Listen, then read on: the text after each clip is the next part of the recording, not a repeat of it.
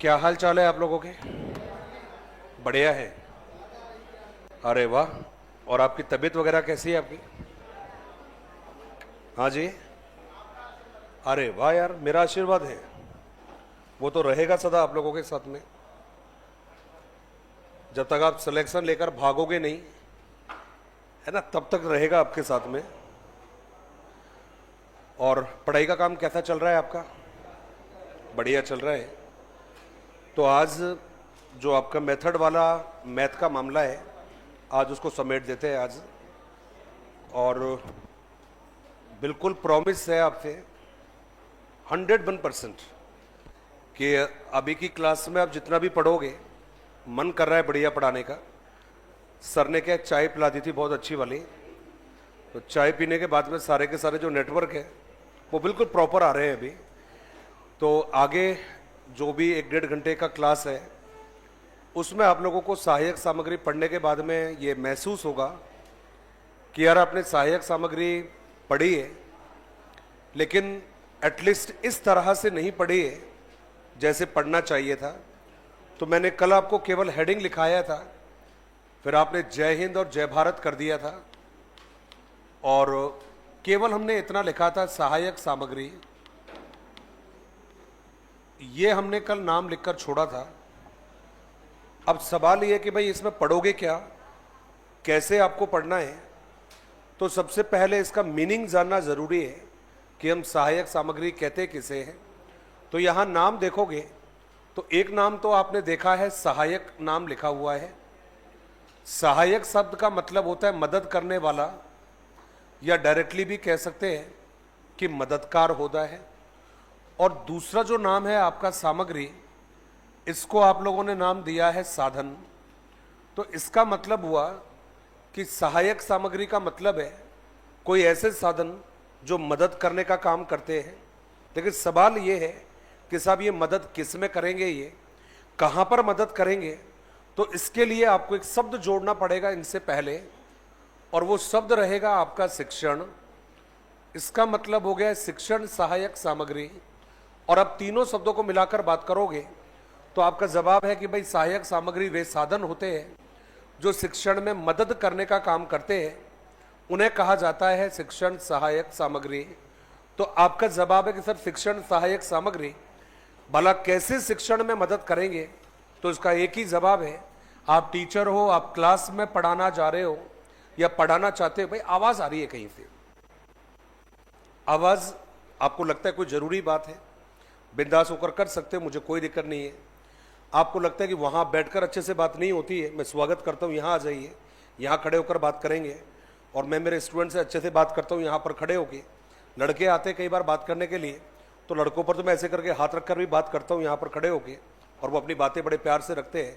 लड़कियां जो रहती है उनको थोड़ा दूरी मेंटेन करके बात करता हूं मैं। तो यार अब इसमें कोई हंसने वाली बात है क्या यार?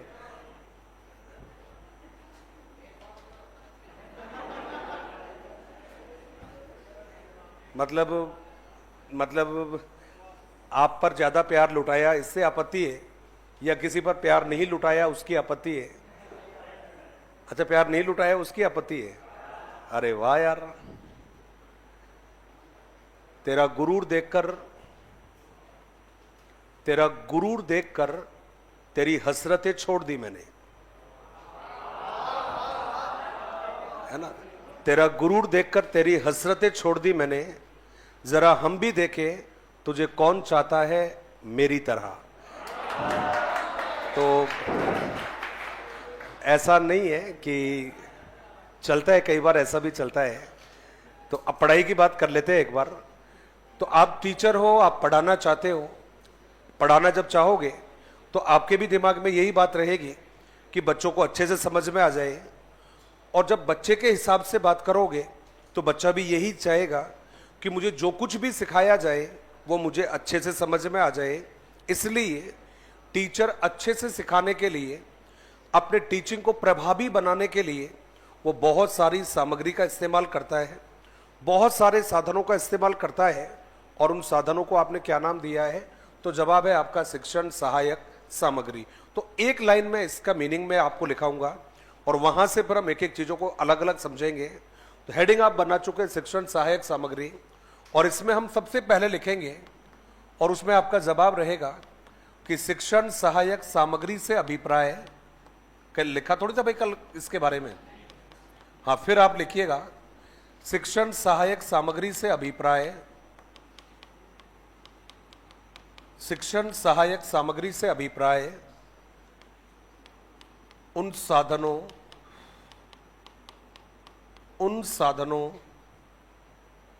उपकरणों से होता है। शिक्षण सहायक सामग्री से अभिप्राय उन साधनों उपकरणों से होता है जिनका प्रयोग एक शिक्षक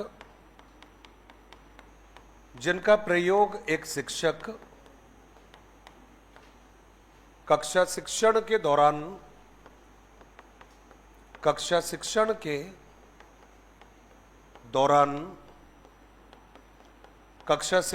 दौरान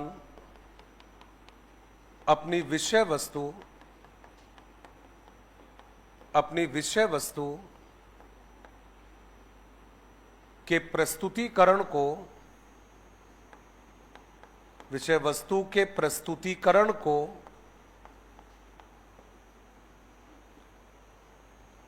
प्रभावी, बोधगम्य,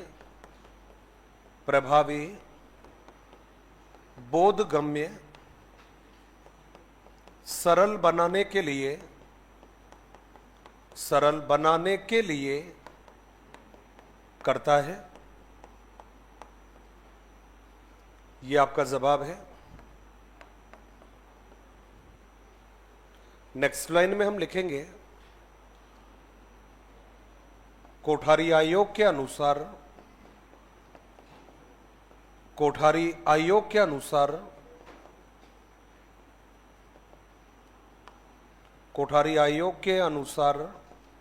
प्रत्येक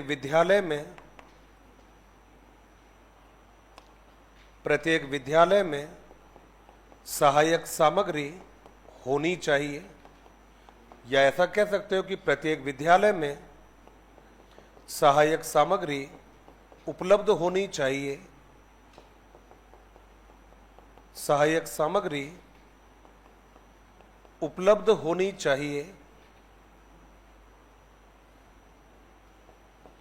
ये जवाब आपका हो गया है। प्रत्येक विद्यालय में सहायक सामग्री उपलब्ध होनी चाहिए, ये आपका एक जवाब है। ये लिखा शायद आप लोगों ने, कोई बात नहीं, आराम से लिख लीजिए। उसके बाद में हम दूसरा नाम लिखेंगे और वो नाम रहेगा आपका एनसीएफ 2005 के अनुसार।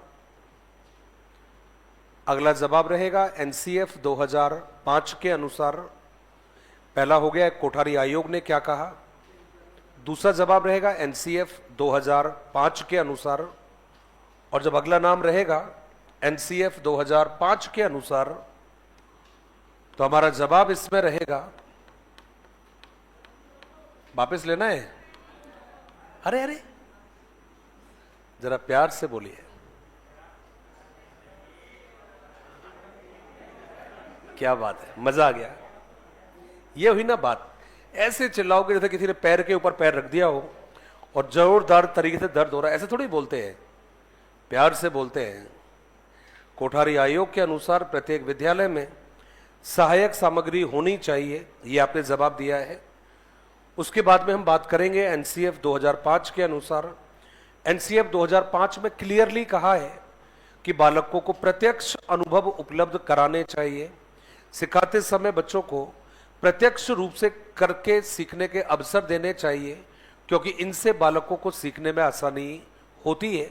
ये जवाब दिया था एनसीएफ 2005 में, नेशनल करिकुलम फ्रेमवर्क में, जिसको आपने नाम दिया है राष्ट्रीय पाठ्यचर्या क्रम 2005।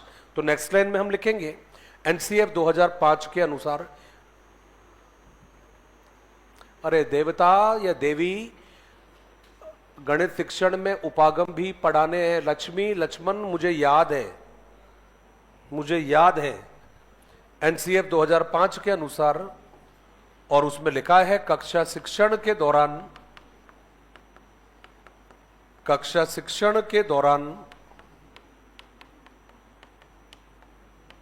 बालकों को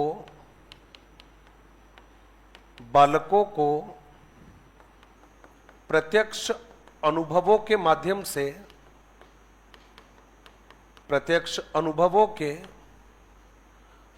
से सीखने के अवसर प्रदान करने चाहिए। मतलब जितना भी मुमकिन हो उतना हमारा प्रयास रहना चाहिए कि हम बच्चों को प्रत्यक्ष सीखने या सिखाने के अवसर उनको दें, ये हमारी प्राथमिकता रहेगी। दूसरा जवाब यदि हम बात करें तो एक जवाब हमें और देना है, और वो जवाब जो रहेगा उसमें हमने क्लियर लिखा है जॉन डीवी के अनुसार। और जॉन डीवी का जब नाम आता है तो इतना तो क्लियर है कि सब जॉन डीवी क्लियरली कहते हैं कि हमें बच्चों को करके सीखने के अवसर देने चाहिए, मतलब बच्चों को क्रियात्मक सीखने के अवसर देने चाहिए। तो इन्होंने कहा है बालकों को करके सीखने के अवसर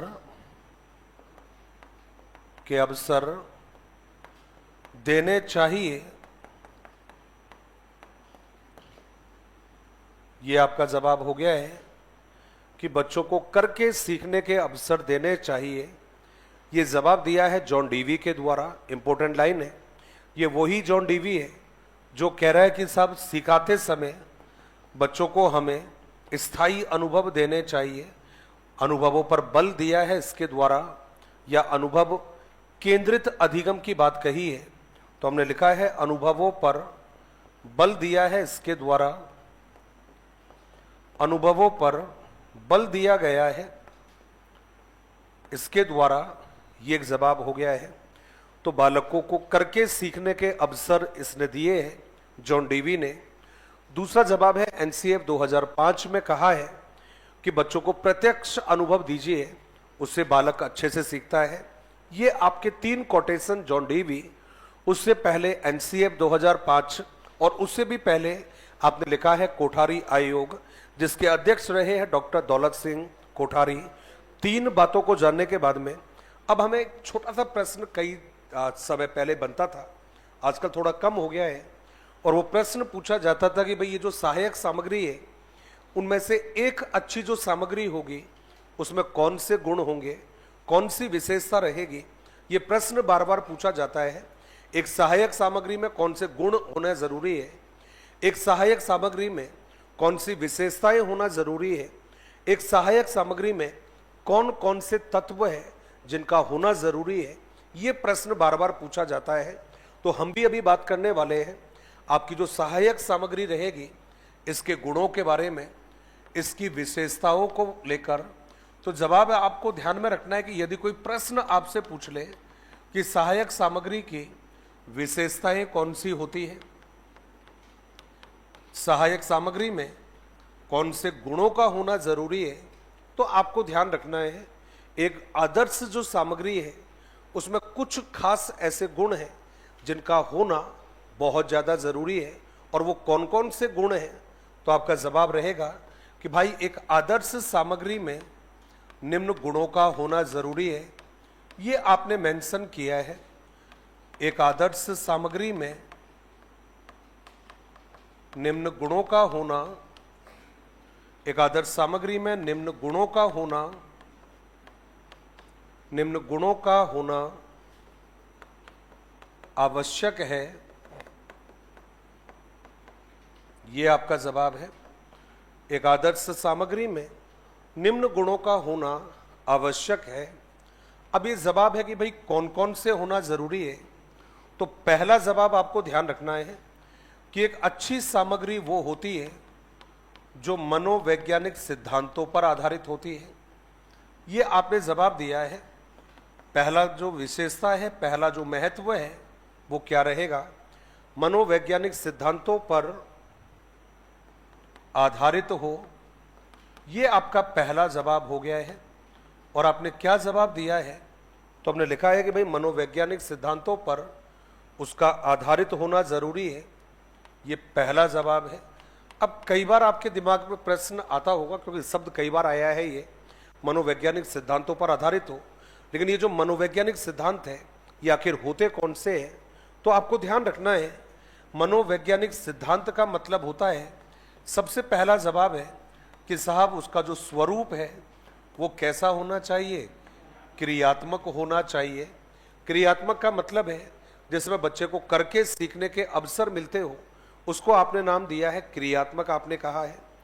दूसरा जवाब है कि भाई क्रियात्मक तो होनी चाहिए, लेकिन क्रियात्मक के अलावा हमने जवाब दिया है, वो कहा कि भाई वो प्रत्यक्ष होनी चाहिए।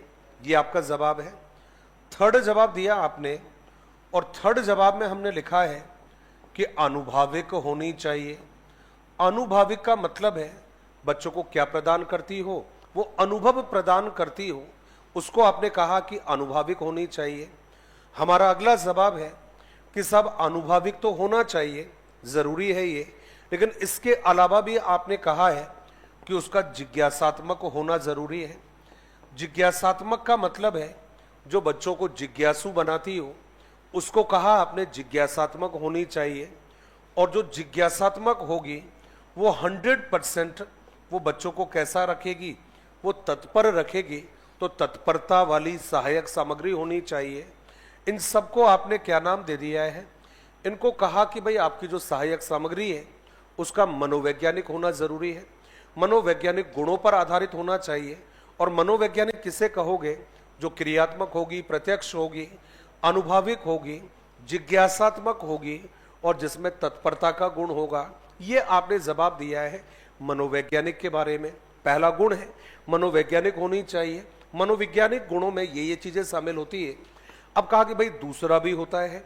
अब दूसरा कौन सा होगा, बात करूंगा ये लिखने के बाद। तो लिखा नहीं लिखा आप लोगों ने? लिख लिया सभी ने? अरे वाह,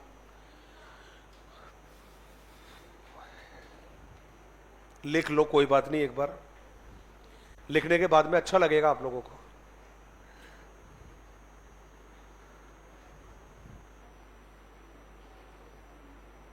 आपको लगता नहीं सहायक सामग्री या जो भी टीचिंग मेथड है बहुत आसान है है ना? आपको लगता होगा सर खूब टाइम पास कर रहे हैं क्लास में आने के बाद में, ये तो हमें आता है सब पहले से। और यार रीट में पढ़ा होगा ना यार? पढ़ा तो होगा, पहली बार तो नहीं देख रहे यार, पहली बार तो पढ़ा होगा। रीट पढ़ के आए हो तो वहां पढ़ा होगा आप लोगों ने। फिर भी लगता तो है ही ना यार, जैसे बाकी सब्जेक्ट पढ़ते होंगे लगता होगा यार ये सब्जेक्ट मस्त है, टफ है, ये तो जोरदार ना। ये गुरुजी आते हैं, बोला ये टाइम पास करके चले जाते हैं, 2-2 घंटे की क्लास लेते हैं। नहीं, कईयों को तो लगता है ऐसा। खैर अच्छा, लगाना पड़ता है क्या? अरे वाह, मैंने तो सुना लग जाता है, आप कह रहे हो लगाना पड़ता है।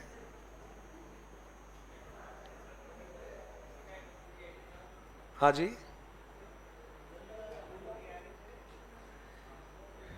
क्या कह रहा है प्रभु? नहीं, तू जोर से बोले यार, सुनाई देगा एक बार। क्या है? सालगिरह है? किसकी? किसकी?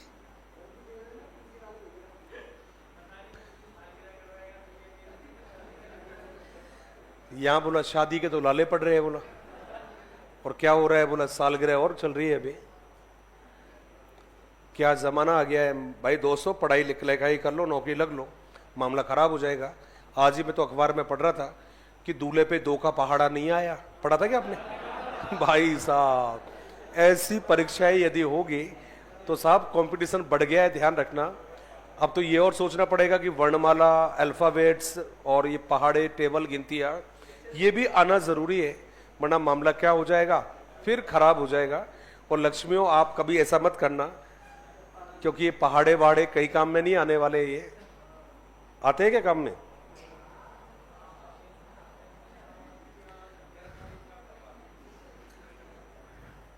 बताओ यार क्या हो गया संसार को, मैं तो समझ से बाहर है ये।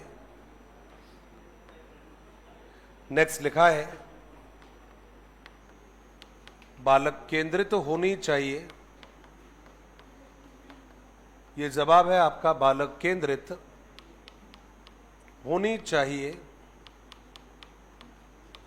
ये जवाब है, बालक केंद्रित होनी चाहिए।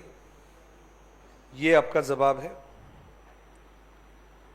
अब आप कहोगे सर बालक केंद्रित का मतलब क्या हुआ? बालक केंद्रित का मतलब है बालक के अनुसार होनी चाहिए। अब बालक के अनुसार का मतलब क्या हुआ?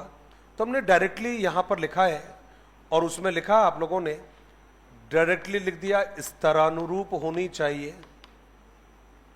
ये आपने जवाब दे दिया है, स्तर के अनुसार होनी चाहिए।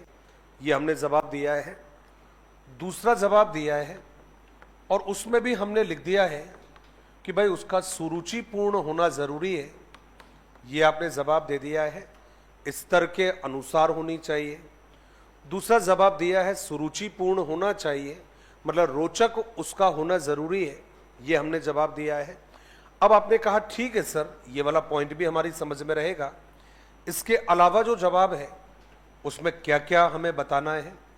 तो जब अगले जवाब के बारे में पूछोगे तो हमने आंसर लिखा है और वो रहेगा, एक तरफ लिखा है विषय लिखा है। विषय को आप चाहो तो पाठ भी कह सकते हो और पाठ के अलावा आप तीसरा नाम भी दे सकते हो। वो जवाब दिया है विषय वस्तु लिखा है और विषय वस्तु के अलावा भी हमने नाम लिखा है और लिखा है उद्देश्य लिखा है और उसमें लिखा कि विषय वस्तु पाठ या विषय या उद्देश्य से संबंधित होनी चाहिए। ये आपका जवाब है। अब देखिए इसका मतलब ये है कि भाई जैसा आपका सब्जेक्ट रहेगा, जैसा आपका लेसन रहेगा, जैसा आपका उद्देश्य रहेगा, आपकी जो सहायक सामग्री है ये भी उसी के अनुरूप होनी चाहिए। ऐसा नहीं है कि आप गणित पढ़ाने बैठे हो और वहां पर कोई मैप लेकर आ रहे हो, मामला खराब हो जाएगा। आप विज्ञान पढ़ा रहे हो और वहां ट्रायंगल लेकर जा रहे हो, सर्कल लेकर जा रहे हो, रेक्टेंगल्स लेकर जा रहे हो, बात नहीं बनेगी। तो जैसा आपका कंटेंट होगा, जैसी आपकी विषय वस्तु होगी, जैसे आपके उद्देश्य होंगे, आपकी सहायक सामग्री भी वैसी ही होनी चाहिए। तो जवाब दे दिया भाई संबंधित होना चाहिए। थर्ड जवाब दिया आपने अगला वाला, कहते साहब एक तरफ आपने कहा है निर्माण, आपने कहा है निर्माण का मतलब है बनाने की दृष्टि से। दूसरा जवाब है प्रयोग या प्रदर्शन की दृष्टि से, प्रदर्शन की दृष्टि से व्यावहारिक होनी चाहिए। अब देखिए इसका जो मतलब है वो बड़ा साफ है वो, और वो साफ क्या रहेगा?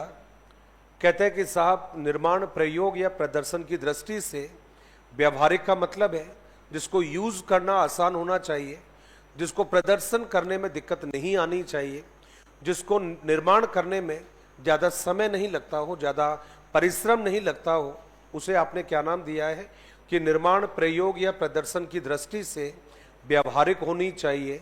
अब यहाँ पर ये जो 4-5 जो विशेषताएं हैं आपकी जो आपने पढ़ी है, अब कई बार क्या करता है प्रश्न रहेगा कि एक सहायक सामग्री का सबसे महत्वपूर्ण जो गुण है वो कौन सा है, ये प्रश्न दे दिया।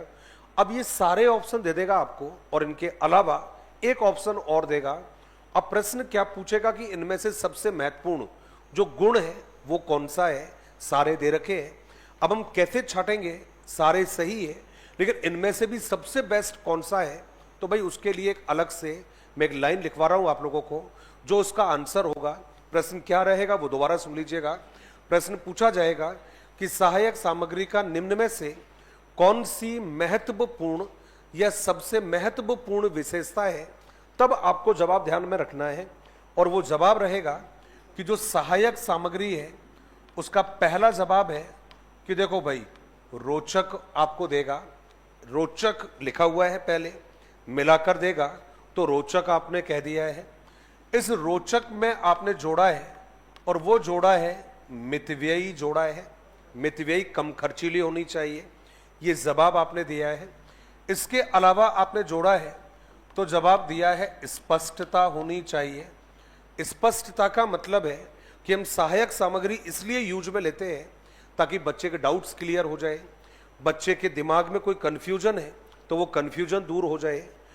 लेकिन आपकी सहायक सामग्री यदि स्पष्ट नहीं है तो बच्चों की जो चैलेंज है वो घटने की बजाय बढ़ जाते हैं। ये मैंने खुद भी देखा है। मैंने एक लेसन में देख रहा था किसी का, तो उस लेसन में क्या हुआ कि कोई टीचर था, वो कोई फोटो लेकर आया था, ड्रॉ करके लाया, खुद कोई ड्राइंग वगैरह करके किसी एसएस को पढ़ा रहा था, तो कोई महापुरुष का कोई फोटो था।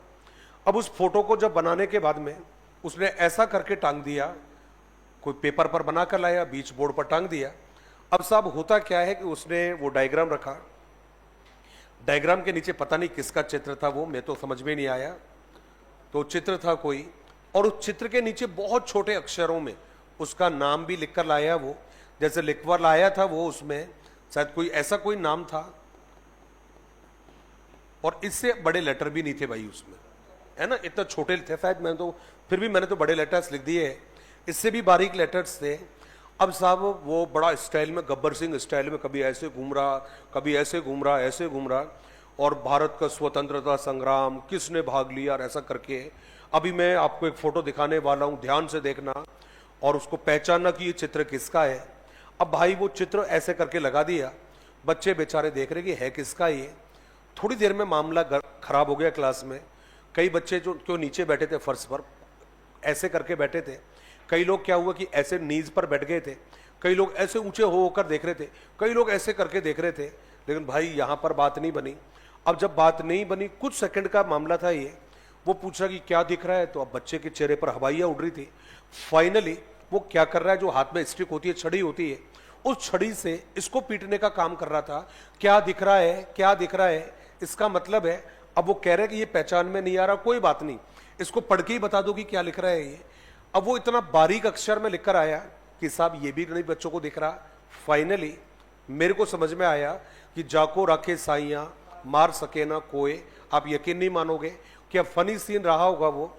एक बच्चा क्लास में गोली की तरह से, शायद उससे भी तेज स्पीड रही होगी, वो तुरंत वहां से खड़ा होता है, तुरंत भाई साहब भागकर आता है यहां पर, तात्या टोपे, लिटरली यहां पर खड़ा होकर, बोर्ड पर खड़ा होकर बोल रहा है तात्या टोपे। और भाई साहब पूरी क्लास में जो हंसने का जो माहौल बना। लेकिन एक बात मुझे बताइए, क्या ऐसी सहायक सामग्री का कोई फायदा है क्या? हरगिज फायदा नहीं है, क्योंकि हम एड इसलिए लेकर आते हैं ताकि बच्चों के डाउट्स दूर हो, उनकी कंफ्यूजन दूर हो, उनको सीखने में मदद मिले। लेकिन उल्टा ये तो बच्चों के काम को बढ़ाने का काम कर रही है। इसलिए मैंने नाम लिखा है कि इसमें क्या होना जरूरी है। तो आपने जवाब दिया कि साहब इसमें होना जरूरी है, और वो जवाब दिया है आप लोगों ने कि साहब इसमें बहुत ज्यादा जरूरी है कि स्पष्टता का होना जरूरी है। अब आपने कहा ठीक है सर, स्पष्टता भी होगी, इसके अलावा, तो हमने जवाब दिया भाई प्रभावी होनी चाहिए। अब प्रभावी का मतलब है जो बच्चों के दिमाग के ऊपर एक प्रभाव छोड़कर जाए। जैसे मैंने देखा था, एक कोई टीचर था, वो अपनी क्लास में पढ़ा रहा था, ज्वालामुखी के बारे में पढ़ा रहा था, बाकायदा ज्वालामुखी का थर्मोकोल से एक पेपर बनाकर लाया, बिल्कुल शानदार वाला मॉडल बनाया। मॉडल बनाने के बाद में जो टेबल सामने थी उस पर उसको बच्चों के सामने उस मॉडल को रखा, वो दिखा रहा है उसको, जो शेप थी कुछ इस तरह का वो बनाकर लाया था। इस पर कुछ आकृतियां वो इस तरह से बनाकर लाया था, कुछ इस टाइप की कुछ बनाकर लाया, ड्रॉ करके लाया। उसको बाकायदा ऐसे करके उसने बताया कि भाई ये जो जगह होती है वो क्रेटर होती है, ऐसा करके बोला। मुख होता है ना ज्वालामुखी का, उसको बोला ये क्रेटर होता है, ऐसा करके बोला वो। यहाँ छोटे छोटे पेड़ पौधे भी उसने उगा रखे थे। अब साहब वो ऐसा कोई ड्रॉ करके लाया, तो मुझे समझ में नहीं आया कि क्या दिखाएगा ये। अब जब वो बच्चों को पूरा दिखा चुका था, बच्चे भी बड़े मजे लेकर देख रहे थे। अब जैसे उसको लगा कि हाँ मैंने प्रदर्शन कर दिया, अब वो तुरंत बच्चों से कहता है जरा पीछे देखना क्या हुआ। अब सारी क्लास पीछे मुड़कर देखिए कि क्या हुआ। इतने में पता नहीं उसने क्या किया, क्योंकि हमने भी पीछे मुड़कर देखा था। अब जैसे ही पीछे मुड़कर फिर दोबारा आगे देखा, तो भाई यहां से तेजी के साथ में झाग निकल रहे थे, और बहुत तेजी से झाग निकल रहे। यहां पर जैसे ही वो झाग वगैरह गिर रहे थे, तो यहां से भी वो फिर दोबारा झाग ज्यादा उत्पन्न हो रहे थे।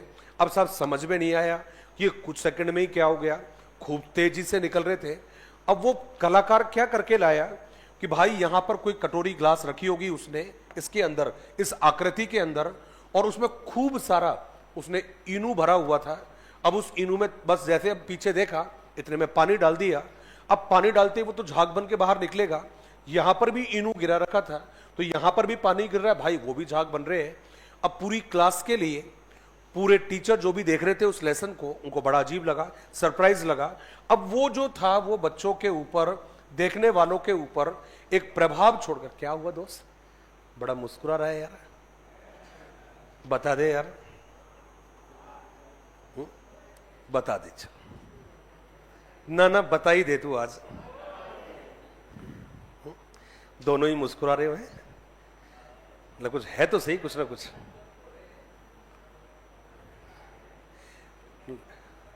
कुछ पता चला, कुछ पता ही नहीं चला बिल्कुल भी।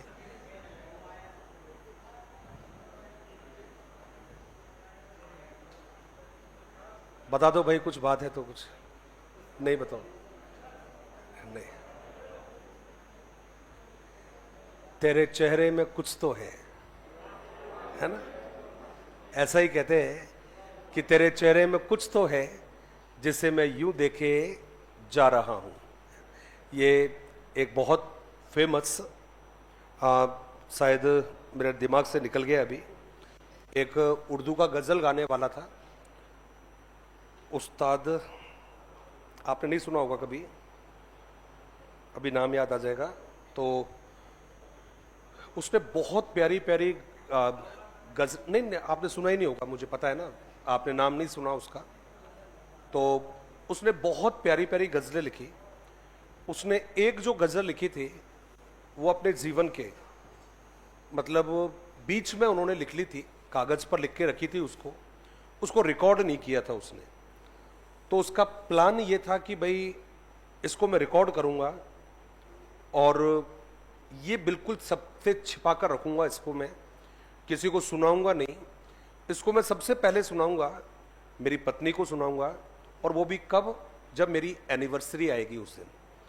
तो उसने उसको चोरी चोरी चुपके चुपके रिकॉर्ड किया, मालूम नहीं पड़ने दिया, और उसको कैसेट के रूप में रखकर बाकायदा पैकिंग वैकिंग करके सजा कर रखा था कि जिस दिन मेरा एनिवर्सरी होगा ना, इवनिंग को मैं अपने घर में उसकी को बजाऊंगा। अब उसने उस डायलॉग को भी लिखा था उसमें कि तेरे चेहरे में कुछ तो ऐसा है जिसे मैं वर्षों से देखे जा रहा हूं।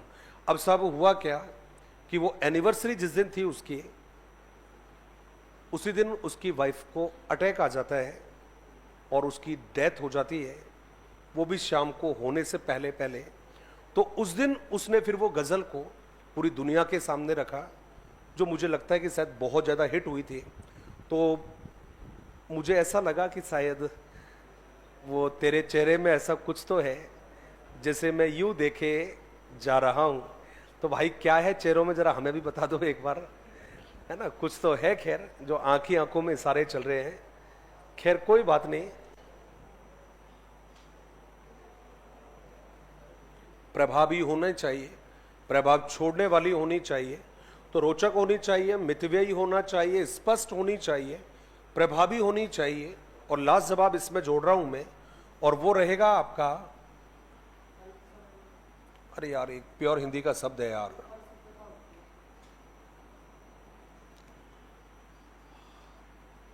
हाँ मिल गया ना यार, मैं चाहता तो उसका और शब्द बताता, लेकिन ये है उसका जवाब। कैसी होनी चाहिए? असुरचित होनी चाहिए। असुरचित का मतलब है हैंडमेड होनी चाहिए। मार्केट से बनाकर मत लाइए, मार्केट से खरीद के मत लाइए, आपके द्वारा खुद के द्वारा निर्मित होनी चाहिए। और जब खुद के द्वारा निर्मित होगी तो 100% आपका समय भी बचेगा, आपका परिश्रम भी बचेगा, और सबसे बड़ी बात है कि आपका पैसा भी बचेगा। तो ये आपकी सहायक सामग्री का सबसे महत्वपूर्ण गुण है। अब हो सकता है कि जो 4-5 नाम लिखे हैं इनमें से कोई 4 आपको मिल जाए, हो सकता है कि इनमें से केवल कोई 3 आपको दे दे, लेकिन यदि आपसे पूछेगा सबसे महत्वपूर्ण गुण कौन सा है, तब आपको जवाब ये मिलेगा जो कि आपको ध्यान में रखना है। तो जल्दी से जिन्होंने लिख लिया है मुबारकबाद आपको, जिन्होंने नहीं लिखा है, ये 4 नाम है, उनको इंपोर्टेंट करके लिख देना और ब्रैकेट में लिख देना कि भाई यह है सहायक सामग्री का सबसे महत्वपूर्ण गुण है।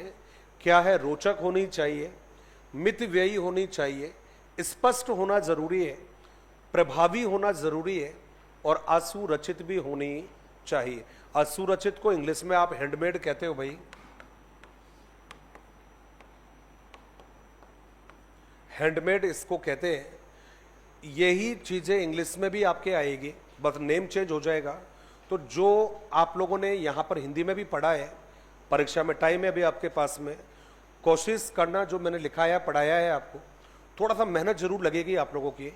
आप इनको ट्रांसलेट कर सकते हो, और यदि आपने इनको ट्रांसलेट किया तो यकीन मानना फिर टीचिंग मेथड के नाम पर आपको कुछ भी पढ़ने की जरूरत नहीं पड़ेगी, ना हिंदी में, ना आपको इंग्लिश में, और ना बाकी आपके तीनों सब्जेक्टों में। ट्रांसलेशन करते समय कहीं कोई इश्यू आ जाए, कोई प्रॉब्लम आ जाए, आप मुझसे पूछ लेना, तो बाइलिंगुअल मुझे बताने में कोई इश्यू नहीं है मेरे को। तो यही चीज़ें हैं जो इम्पोर्टेंट है और परीक्षा में पूछी जाती है। अब आपने ये पढ़ा सहायक सामग्री किसे कहते हैं, ये पढ़ लिया विशेषता कौन सी होती है। अब एक प्रश्न अप्लाइड बनता है आपका, और अप्लाइड जो प्रश्न है वो यही है कि सहायक सामग्री क्यों यूज करनी चाहिए, सहायक सामग्री का महत्व क्या रहेगा, इसके फायदे क्या है, इसका लाभ क्या है, इसकी उपयोगिता क्या है। मतलब सहायक सामग्री को टीचर क्यों यूज करता है, इसका बेनिफिट क्या रहेगा, इसका मतलब है अब हम बात करने वाले हैं। और ये हमारी बात रहेगी शिक्षण सहायक सामग्री का जो महत्व है, इसको लेकर बात होगी। और जब जवाब दिया आपने शिक्षण सहायक सामग्री का जो महत्व है, इस महत्व को लेकर बात करोगे तो आपको सबसे पहले ध्यान रखना है, सबसे इंपॉर्टेंट जो रहेगा, ये सबसे पहला है। प्रश्न रिपीट कर रहा हूं, कैसे बनेगा, प्रश्न बनेगा कि शिक्षण सहायक सामग्री का प्रयोग क्यों करना चाहिए, शिक्षण सहायक सामग्री से होता है। अब क्या होता है वो आपको ऑप्शन में दे रखे होंगे। तो सबसे बेस्ट जो जवाब बनेगा इस प्रश्न का, वो तो केवल यही बनने वाला है कि जब एक टीचर शिक्षण सहायक सामग्री इस्तेमाल करता है तो सबसे बड़ी बात है कि शिक्षण सहायक सामग्री से शिक्षण अधिगम की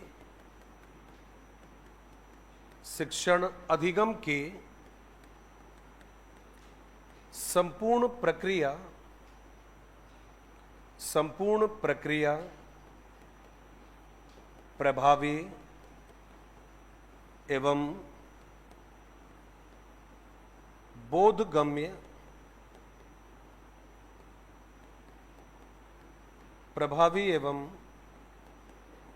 बोधगम्य बनती है। ये सबसे बेस्ट जवाब है इसका कि हम टीचिंग एड क्यों यूज करते हैं, क्या फायदा रहेगा। इतना ध्यान रखना कि यदि आप टीचिंग एड यूज करोगे तो सबसे बढ़िया फायदा यही है, बच्चा जल्दी सीखेगा, बच्चा बेहतर सीखेगा, बच्चे को सीखने में आसानी होती है। और उसी को आपने नाम दिया है कि जब शिक्षण अधिगम की जो प्रक्रिया है ये प्रभावी होती है। इसका दूसरा जो जवाब है उसमें हम लोगों ने लिखना है, और ये लिखना है कि साहब बालक की इंद्रियां ज्ञान प्राप्ति के लिए प्रशिक्षित होती है। ये आपका अगला जवाब है कि जब एक टीचर क्लास में सहायक सामग्री इस्तेमाल करता है, उनको यूज करेगा, तो उसे बेनिफिट देखने को मिलेगा। और बेनिफिट क्या रहेगा कि बालक की जो भी इंद्रियां हैं ये ज्ञान प्राप्ति के लिए प्रशिक्षित होती है। अब आपने जवाब दिया कि साहब प्रशिक्षित का मतलब क्या है, बड़ा सीधा सा जवाब है कि साहब बालक देखकर भी सीखेगा, बालक को देखकर सीखने की क्षमता बच्चे में आएगी, बच्चे में सुनकर सीखने की क्षमता आएगी, और बच्चे में देखकर और जी हाँ सुनकर दोनों तरीके से जो सीखने की क्षमताएं हैं ये विकसित होगी। ये जवाब आपने कहां पर दिया है, शिक्षण सहायक सामग्री। कारण कुछ सामग्री ऐसी होती है जिनसे हम देखकर सीखते हैं, कुछ ऐसी सामग्री होती है जिनसे हम सुनकर भी सीखते हैं, और कुछ ऐसी सामग्रियां भी होती है जो हमें दोनों तरीके से सिखाती है। उसको हमने जवाब दिया कि बालक की जो इंद्रियां होती है ये ज्ञान प्राप्ति के लिए प्रशिक्षित होती है। ये आपका दूसरा इंपॉर्टेंस है। ये लिखा गया भाई आप लोगों ने, आगे चले। अभी हालचाल कैसे है आप लोगों के, पक्का चलिए नेक्स्ट जवाब रहेगा, और उसमें लिखा हम लोगों ने, कहते साहब बालकों का या बालकों की अधिगम संबंधी, बालकों की अधिगम संबंधी समस्याएं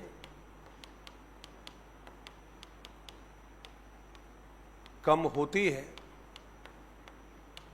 ये आपका जवाब है। बालकों की अधिगम संबंधी समस्याएं कम होती है, इसका बड़ा सीधा सा मतलब है कि जो जटिल लेसन होते हैं, टफ जो लेसन होंगे, ये बच्चों को आसानी से समझ में आ जाते हैं। कई मुश्किल प्रकरण होते नहीं समझ में आते, लेकिन जब हम टीचिंग एड के माध्यम से सिखाते हैं तो बच्चों को सीखने में आसानी होती है। इसलिए हमने कहा कि बालकों की अधिगम संबंधी समस्याएं कम हो जाती है जब एक टीचर सहायक सामग्री का इस्तेमाल करेगा। हमने दूसरा जवाब दिया है और उसमें कहा कि साहब बालक को कम समय में अधिक ज्ञान प्रदान किया जा सकता है। कम समय में अधिक ज्ञान प्रदान किया जा सकता है, ये भी पॉसिबल है ये, और मैंने तो इसको बिल्कुल प्रेजेंट देखा है, प्रेजेंस देखा है, प्रैक्टिकली देखा है। और बहुत फनी एक एग्जाम्पल था, कहता है कि कोई टीचर था, क्लास में पढ़ा रहा था। ओ भाई देवताओं, मैं एक चीज़ क्लियर कर दूं, टीचर का मतलब है जो बीएड बीएसटीसी करते हैं, मैं उनको टीचर बोल रहा हूं मैं।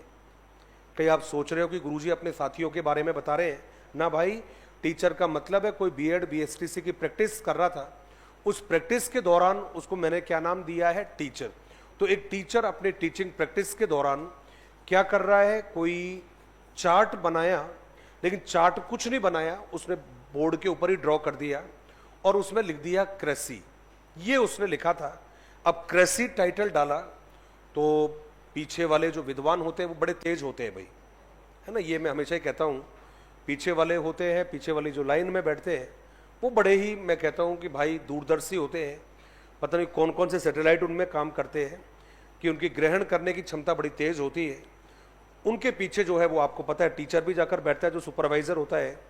अब अमूमन क्लासों में हमारे 2 दरवाजे होते हैं, है ना, एंटर एग्जिट वाला, भले उनमें किवाड़ विवाड़ नहीं लगे, वो अलग बात है, लेकिन 2 जरूर बना रखे हैं आप लोगों ने।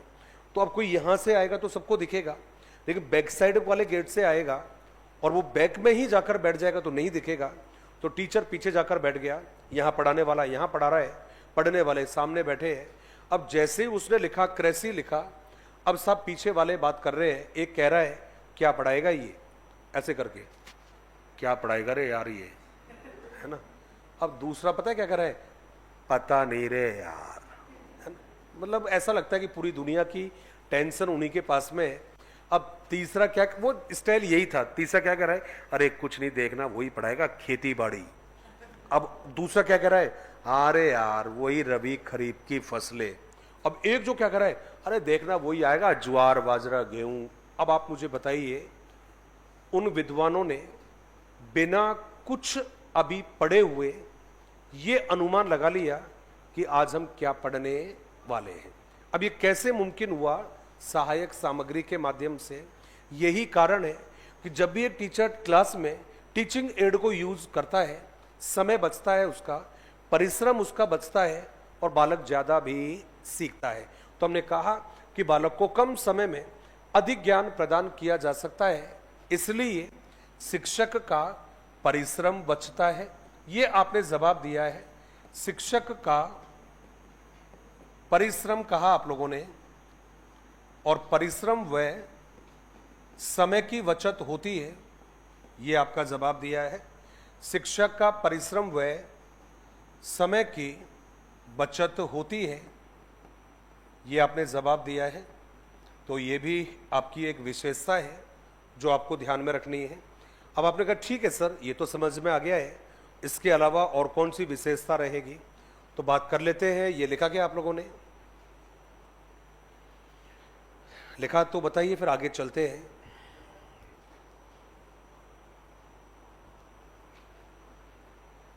चले आगे वाली लाइन में।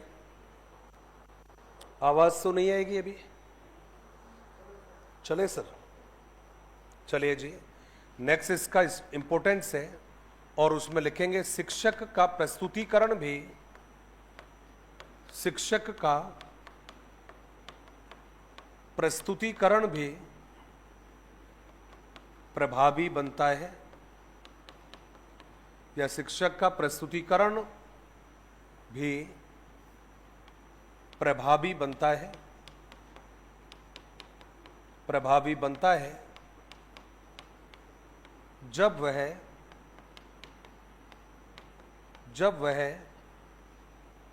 सहायक सामग्री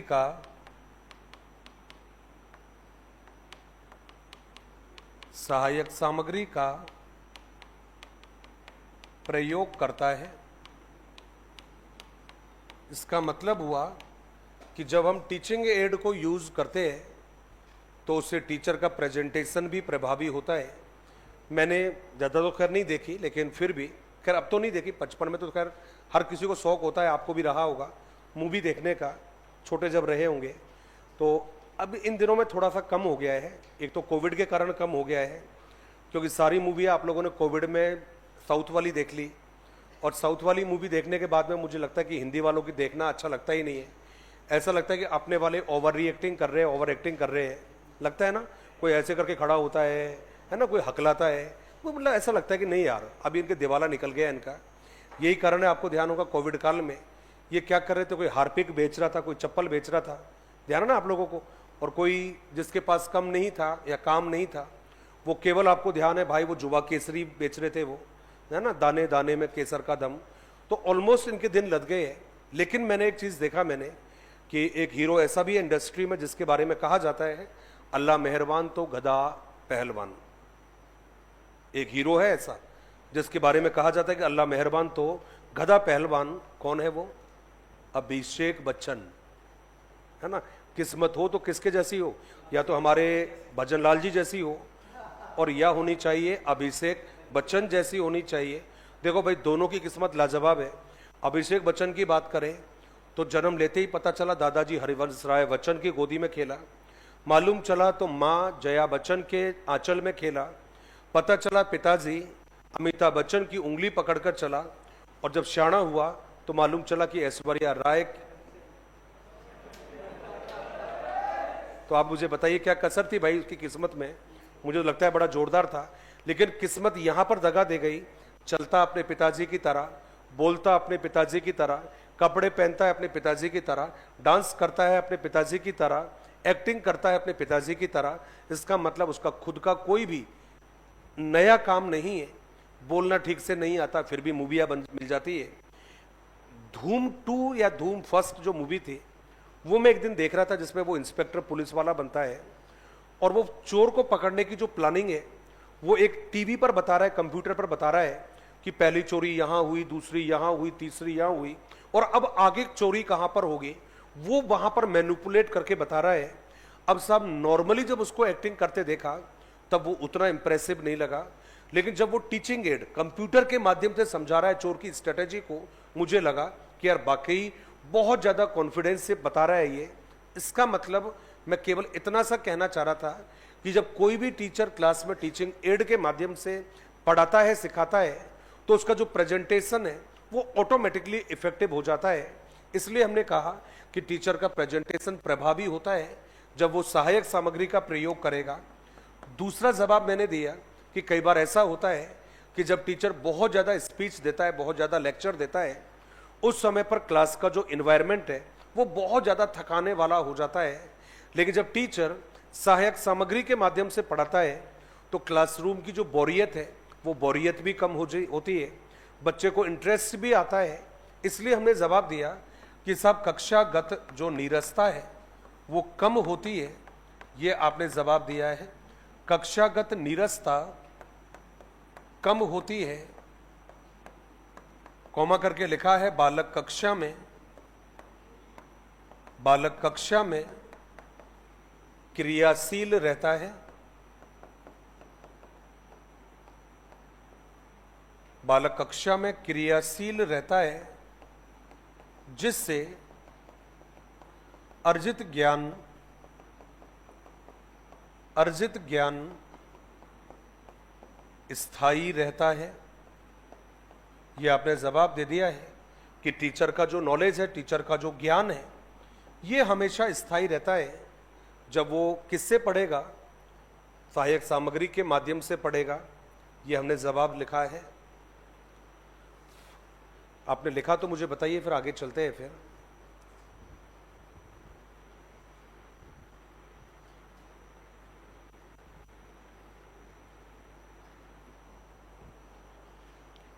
थोड़ा जूम करना एक बार।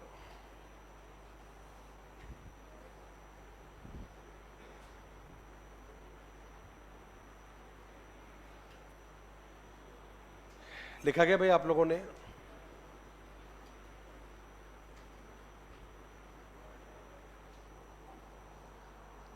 नेक्स्ट लिखेंगे और उसमें लिखा हम लोगों ने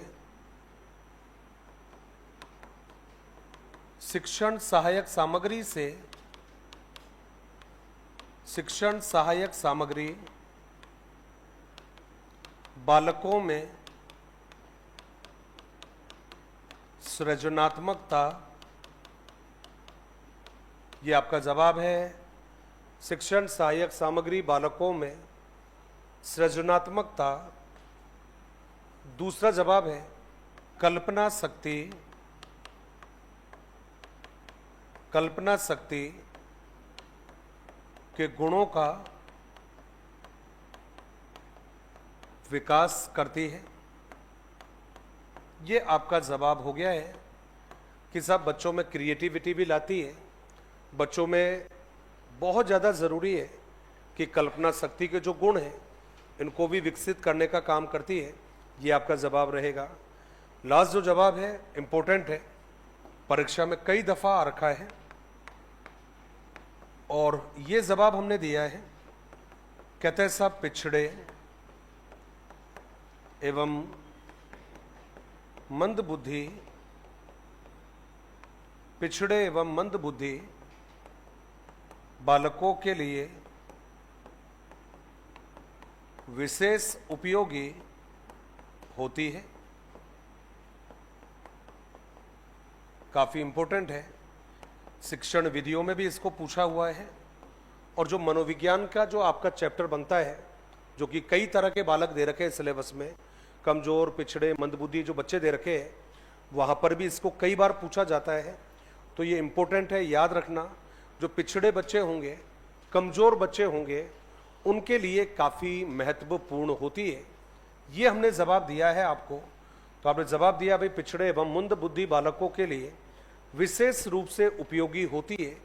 ये आपने पढ़े हैं कि सहायक जो सामग्री है ये हमें क्यों यूज़ करना चाहिए, क्या इसका फायदा रहेगा। अब मैं आपसे एक प्रश्न पूछूंगा जो आपने पढ़े हैं उसके बिहाफ पर। पूछे या नहीं पूछे? पूछ ले सभी से। तैयार हो आप लोग? आप पॉइंट्स देख सकते हो भाई। ये जो अभी आपने लिखे हैं यहीं से मैं प्रश्न पूछूंगा।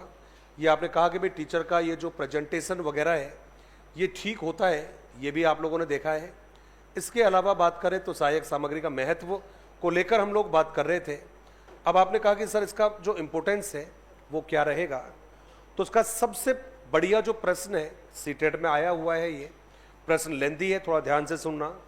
कहते हैं शिक्षण अधिगम सामग्री के विषय में विभिन्न अनुसंधानों से यह ज्ञात हुआ है कि जो शिक्षक सहायक सामग्री का प्रयोग कक्षा शिक्षण के दौरान करता है वहां पर अधिगम के स्तर में सकारात्मक वृद्धि देखी गई है।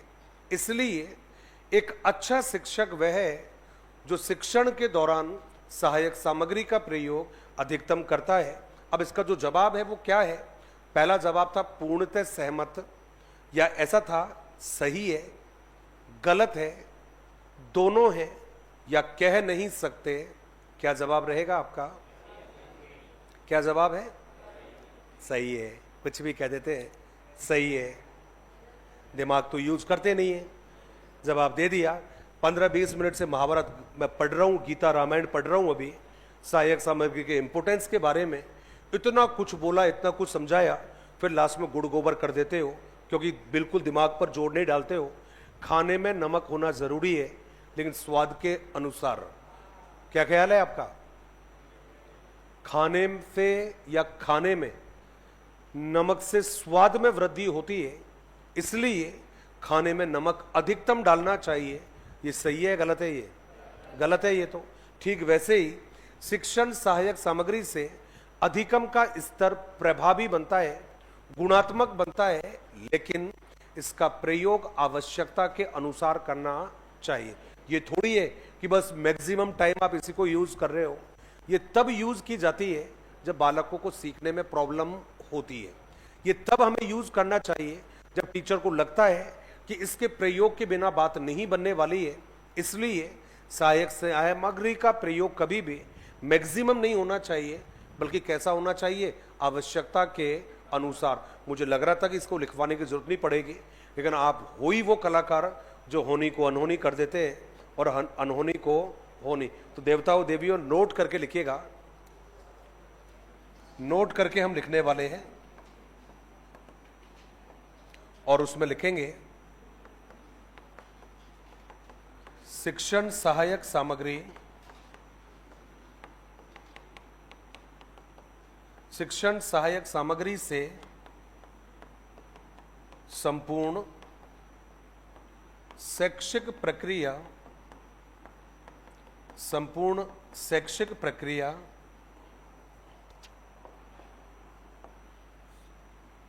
प्रभावी बनती है, लेकिन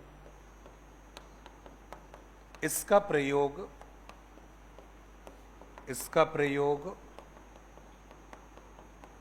आवश्यकतानुसार, इसका प्रयोग आवश्यकतानुसार होना चाहिए,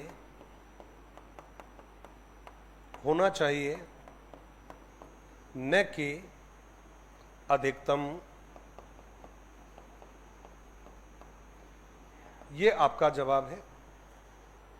इसका प्रयोग आपको आवश्यकता अनुसार करना चाहिए, न कि इनका प्रयोग हमें मैक्सिमम करना चाहिए। मैक्सिमम करोगे तो जवाब गलत हो जाएगा। इनका यूज करना चाहिए आवश्यकता के अनुसार। ये हमने पढ़ा है सहायक सामग्री के बारे में, और उम्मीद है शायद आपने लिख भी लिया है। ये लिखा या नहीं लिखा? लिख लिया ना भाई सहायक सामग्री के बारे में। अब हम पढ़ने वाले हैं इसके प्रकार, कि सहायक सामग्री को हम कितने भागों में विभाजित करते हैं। तो नेक्स्ट लाइन में आप हेडिंग लिखेंगे और उसमें लिखेंगे सहायक सामग्री के प्रकार। सहायक सामग्री के प्रकार,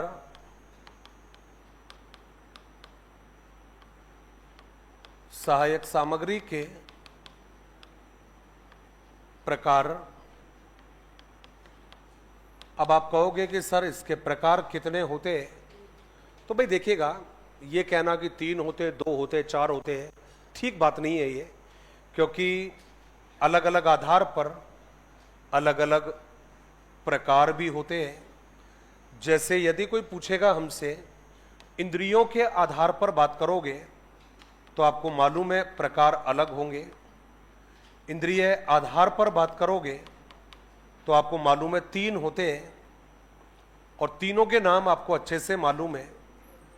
एक होगा आपका श्रव्य होगा, और दूसरा आपने जवाब दिया दृश्य हो गया है, और तीसरा हो गया है श्रव्य और दृश्य हो गया है। तो पहली जो सामग्री होती है ये दृश्य हो गया है, दूसरा होता है श्रव्य हो गया है, और ये हो गया है आपका दृश्य श्रव्य कह दो, चाहे श्रव्य और दृश्य कह दो। इंद्रिय आधार पर आपकी सहायक सामग्री 3 भागों में आपने विभाजित की है। इसके अलावा जब बात करोगे तो आपने जवाब दिया है, और ये रहेगा प्रक्षेपण के आधार पर। जब पूछोगे प्रक्षेपण के आधार पर, तो सहायक सामग्री को हम 2 भागों में बांटते हैं, और एक जो रहेगा आपका, ये जवाब है आप लोगों का, पहला प्रकार प्रक्षेपी हो गया है, और दूसरा जो रहेगा इसको अप्रक्षेपी कहेंगे। इंग्लिश वालों, पहला प्रोजेक्टेड हो गया है, दूसरा नॉन प्रोजेक्टेड हो गया है। प्रोजेक्शन के बिहाफ पर हम इसको 2 जो पार्ट से उनमें डिवाइड करते हैं। पहला प्रोजेक्टेड हो गया, दूसरा नॉन प्रोजेक्टेड हो गया है। यही वो नाम है जो आपको एग्जाम में मिलेगा, लिख कर रख लेना इस बात को। और ये 2 से ज़्यादा बार भी मिल सकता है, मतलब 2 तो प्रश्न मिलेंगे आप लोगों को। इसके बाद में आपने कहा ठीक है सर, ये जवाब याद रहेगा। फिर जवाब रहेगा नेक्स्ट वाला, और वो जवाब है आपका एनसीईआरटी का वर्गीकरण। अभी जो एनसीईआरटी का वर्गीकरण है उसमें केवल इतना सा ध्यान रखना कि भाई इसने 6 प्रकार बताए हैं। अब 6 के नाम लिखना ठीक नहीं है, पढ़ाऊंगा तब बताऊंगा 6 के 6 प्रकार। तो ये 6 प्रकार इसके हो गए हैं। फिर जो नाम आएगा नेक्स्ट वाला, उसमें हम लोगों ने कहा है कि सहायक सामग्री को एडगर डेल ने बताया है। एडगर डेल ने, और एडगर डेल ने जो सहायक सामग्री बताई है उनके प्रकार इन्होंने बताए हैं, 4 प्रकार बताए हैं। कितने प्रकार है भाई? 4 प्रकार होते हैं। और फिर यदि बात करोगे लास्ट, तो लास्ट में जो नाम रहेगा वो मैंने जोड़ा है, और ये रहेगा आपका शिल्प के आधार पर। और जब पूछोगे शिल्प के आधार पर जो सामग्री है इसके कितने प्रकार होते हैं, तो याद रखिएगा केवल 2 प्रकार होते हैं। ये भाई आपके सहायक सामग्री है, ये इनके प्रकार है। जहां तक परीक्षा की बात करोगे, पूछता जरूर है इंद्रिय आधार पर, सबको आता है ये, तो मैं ज्यादा इंपॉर्टेंट इसको मानता नहीं हूं। दूसरा जवाब है प्रक्षेपण, फिक्स है, प्रश्न आता है, कोई डाउट नहीं है इसमें। एनसीईआरटी का भी इंपॉर्टेंट है, इसमें एक नाम है जो बार बार पूछा जाएगा, मैं बताऊंगा थोड़ी देर बाद में आप लोगों को। फिर रहेगा आपका एडगर डेल का, और इन सब के बाद में फिर आता है केवल, और वो रहेगा आपकी गणित की सामग्री। और ये जो गणित की सामग्री है ये हर किसी को आती नहीं है। ये भाई आपका सहायक सामग्री का मामला है। अब यदि आपने नोट कर लिया है तो मुझे बता दीजिए, हम आगे चल रहे हैं। अभी क्या कर रहे हो? नहीं लिखा है? वाह बेटा, फिल्म देख रहे थे आराम से बैठ के, है ना? मजा आ गया। नहीं वैसे तो नहीं लिखोगे तो कोई फर्क थोड़ी पड़ने वाला है इससे, तो मैं एक एक करके पढ़ाने वाला हूं वैसे भी इनको, ये थोड़ा देखने में अच्छा लगे इसलिए कर दिया है ये। क्यों भाई दोस्त, ठीक है ना? कई बार देखना भी जरूरी है। उसका नाम था उस्ताद असलम। अब याद आया, क्या नाम था? उस्ताद असलम। रोंगटे खड़े हो जाते हैं जब वो गाता है। जब वो, एक तो वो, और दूसरे का नाम है परवेज रंगीली, पाकिस्तान की गायक है ये, सर नाम नहीं सुना होगा आप लोगों ने। क्या नाम था? परवीन रंगीली, परवीन रंगीली, और दूसरे का नाम है उस्ताद असलम। अपने को तो मालूम है हनी सिंह, बादशाह, यार सुनने में मजा आता है। मेरा क्या कि पढ़ाते पढ़ाते क्या बहुत गला भारी हो गया है। पहले 2-4 लाइनें आती थी, लेकिन अब लाइन भी भूल गए, और यार वो है ना, वो गाने भी पता नहीं, मौका ही नहीं मिलता गाने का कभी। कई गलती से कई बार घर में सोचते गुनगुना लेते, तो पड़ोस में बैठा हुआ व्यक्ति तुरंत बोलता चुप हो जा, रुलाएगा क्या पगले। ये लिखा गया भाई आप लोगों ने? और बेटा पूरी राइटिंग जमा जमा कर लिखोगे, छाप छाप के। अब तो है ना, कहो तो कुछ लाऊं स्केल वगैरह भी, है ना, लाइन वगैरह, कहीं टेढ़ी मेढ़ी ना हो जाए, इसलिए सब लगा रहे हैं भाई साहब, है ना। चलिए नेक्स्ट लाइन में हेडिंग बना दीजिए, और उसमें लिखेंगे इंद्रियों के आधार पर वर्गीकरण।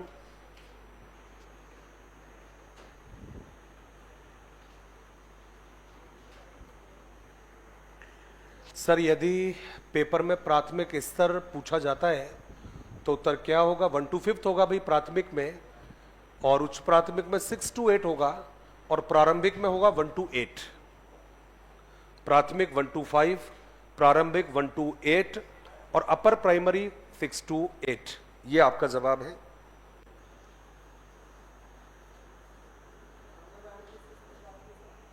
जी हाँ, बड़ा तगड़ा प्रश्न पूछा है ना, जवाब दूंगा लेकिन तेरे को।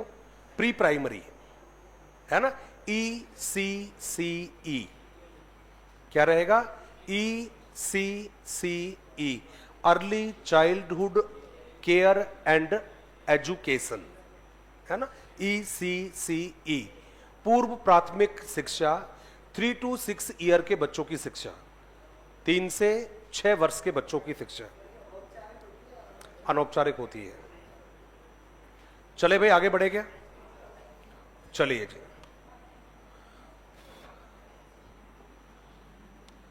अच्छा, ये बताने की जरूरत है क्या दृश्य श्रव्य? ये तो आती होगी आप लोगों को यार, क्यों टाइम वेस्ट करवाते हो उसमें? क्या ख्याल है आप लोगों का? दृश्य क्या है, श्रव्य क्या है यार? ये तो मालूम है, छोड़ू ना इसको तो? हाँ जी, कमबख्त तो देखना रात को जब गहरी नींद आ रही होगी, जब काला वाला कुत्ता नहीं काटे तो बताना मेरे को।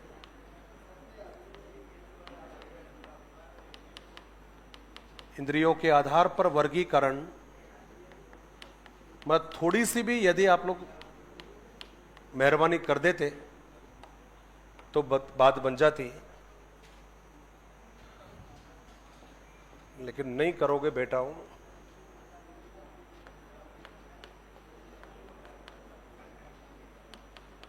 मैंने आवाज करने लिए थोड़ी बोला भाई, आवाज के लिए नहीं बोला था मैंने।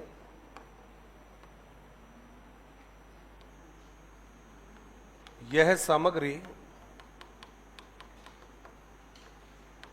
विशेष रूप से, यह सामग्री विशेष रूप से छोटी कक्षाओं के लिए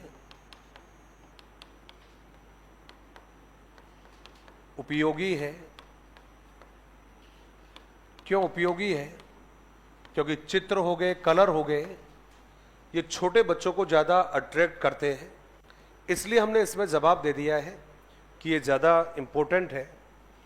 दूसरा जवाब रहेगा, हमने लिखा कि भाई इसके उदाहरण क्या रहेंगे, तो देखिए इसमें उदाहरण आता है, चित्र वगैरह आते हैं, रेखा चित्र वगैरह आते हैं, इसमें आता है आपका ग्राफ आते हैं, सारणी वगैरह भी आती है, पुस्तकें इसी में आते हैं, पत्र और पत्रिकाएं इसी में आते हैं, चित्र इसी में है, रेखा चित्र इसी में है, ग्राफ इसी में है, सारणी इसी में है, पुस्तकें इसी में है, पत्र पत्रिकाएं इसी में है, मानचित्र इसी में है, ग्लोब इसी में है। इसके अलावा बात करें मॉडल, जिसको आप प्रतिमान कहते हो, ये इसी में आते हैं। मॉडल के अलावा हमने कहा कलाकृतियां इसी में आती हैं, वस्तुएं इसी में आती हैं, नमूने इसी में आते हैं। कुछ नाम आपके एसएस में भी आते हैं, तो मैं उनको यहां पर लिख रहा हूं। ये नाम है आपका मृद भांड, मृद भांड। दूसरा है मृण मूर्तियां।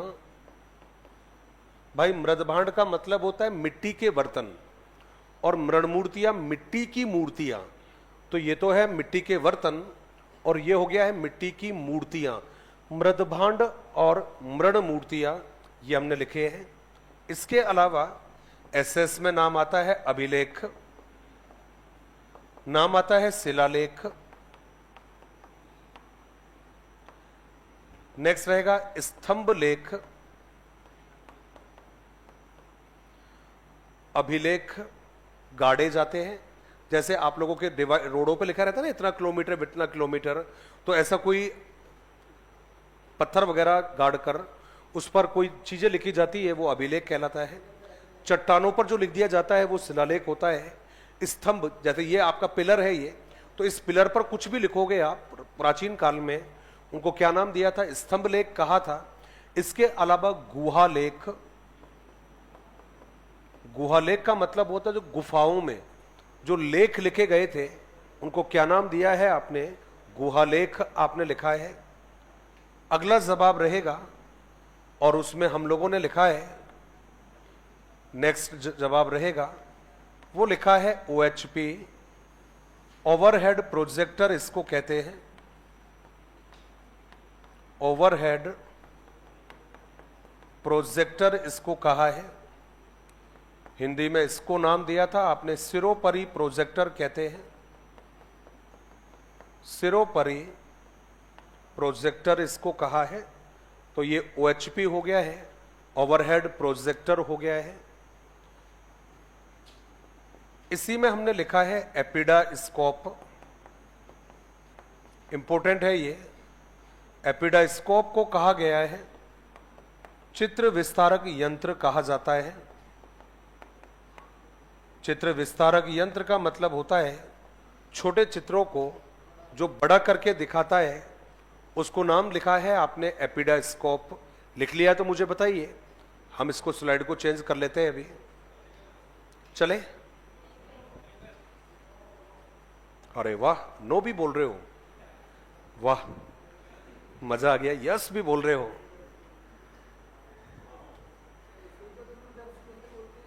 किसको?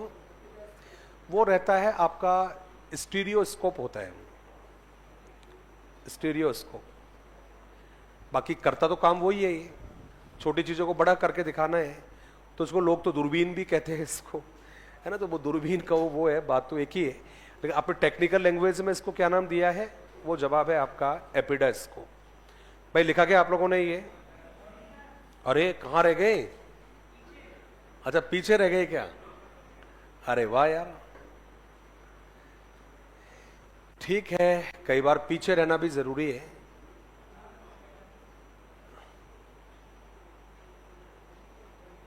मतलब मानते नहीं हो, बाकी आपको ये लिखे हुए रखे, पर्चियां है आपके पास इनकी, लेकिन नहीं। अब चलो आगे। अरे वाह, नेक्स्ट रहेगा और उसमें लिखा हम लोगों ने, पहला लिखा है नोटिस बोर्ड। भाई सूचनार्थ होते हैं ये, सूचनार्थ होते हैं। दूसरा लिखा है बुलेटिन बोर्ड।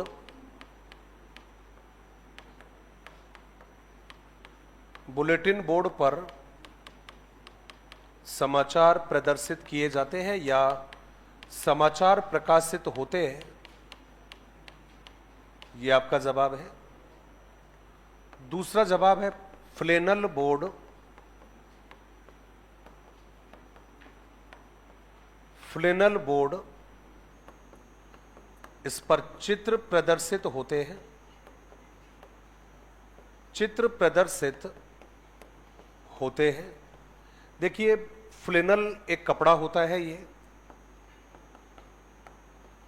फ्लेनल एक कपड़ा होता है। और ये जो कपड़ा है दरअसल में, देखो ये टाट जिसको हम बोलते हैं, घर में अमूमन बोलते हैं, टाट की बोरियां होती है हमारे यहाँ पर, तो ये टाट का कपड़ा होता है। कई जगह पर इसको सूती कपड़ा भी कह देते हैं कि भाई सूती कपड़ा होता है ये आपने जवाब दिया है। अमूमन इसका जो कलर है वो आपको मालूम है, ये रंगीन कपड़ा हो सकता है। अब रंगीन का मतलब ये नहीं मल्टी कलर होगा, रंगीन का मतलब है हरा हो सकता है, लाल हो सकता है, और कई जगह पर हमने देखा है कि इसको ब्राउन कलर भी हमने देखा है। तो हरा, लाल या ब्राउन कलर का हो सकता है। इस पर होते क्या है, चित्र प्रदर्शित किए जाते हैं। चित्र वो होते हैं जैसे आपका स्कूल, आपके कॉलेज का कोई प्रोग्राम हुआ है, उस प्रोग्राम की जो फोटो है वो कहां पर पिनअप करते हैं, जिस बोर्ड पर हम करते हैं उस बोर्ड को आपने नाम दिया है, और वो रहेगा आपका फ्लेनल बोर्ड, आपका जवाब रहेगा।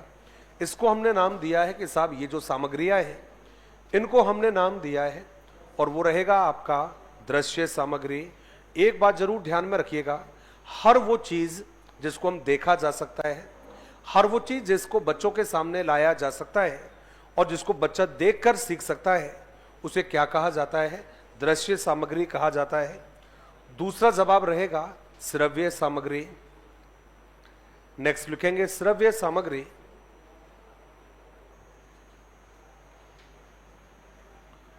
श्रव्य सामग्री और ये जो श्रव्य सामग्री है, ध्यान रखिएगा, ये जो श्रव्य सामग्री है इसमें हमने सबसे पहला नाम लिखा है, लिख सकते हो ना भाई, सारे बोर्ड जो है आप लिख सकते हो, ऐसे तो कई सारे बोर्ड हैं। श्यामपट्ट आ गया है आपका, जिसको ब्लैक बोर्ड आप कहते हो, है ना भाई। आपको आजकल तो मालूम है हमारे यहां पर व्हाइट बोर्ड भी आ गए हैं। व्हाइट बोर्ड हो गया है, श्वेत बोर्ड जिसको आप बोलते हो। तो बोर्ड तो जितने भी है आप लोगों के, बस वो इंटरेक्शनल बोर्ड नहीं होना चाहिए, अंतःक्रियात्मक बोर्ड नहीं होना चाहिए। जैसे ये है आपका, ये अंतःक्रियात्मक बोर्ड है क्योंकि ये देखने के भी काम आता है और सुनने के भी काम आता है। तो ये वाला जो बोर्ड है ये ऑडियो विजुअल में आ जाएगा। चलचित्र जो है आपका, जो साइलेंट मूवी जिनको बोलते हैं वो तो इसी में आएगा, आपका दृश्य में आएगा। साइलेंट जो मूवियाँ है आप लोगों की वो इसी में आता है क्योंकि केवल वो देखने के काम आती है, इसलिए। अगला जवाब है आपका श्रव्य सामग्री और इसमें लिखेंगे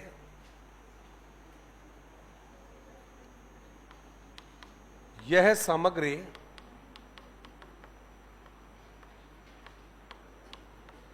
उच्च कक्षाओं के लिए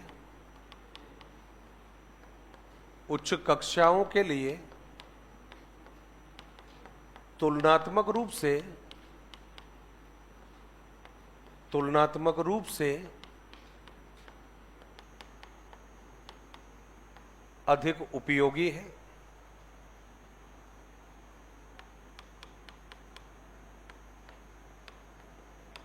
यूज तो आप सभी के लिए कर सकते हो इसे, लेकिन ज्यादा जो इंपॉर्टेंट है वो कौन से लेवल के लिए है?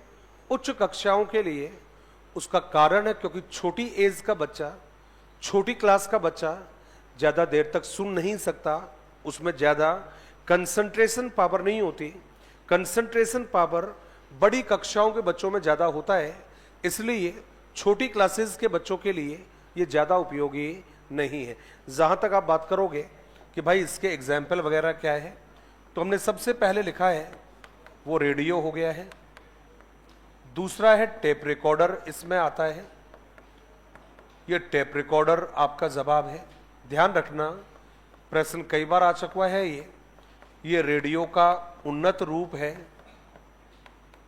रेडियो का उन्नत रूप है। उन्नत रूप कौन सा है?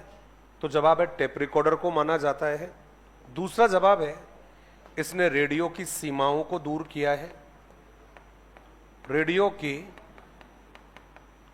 सीमाओं को दूर किया है।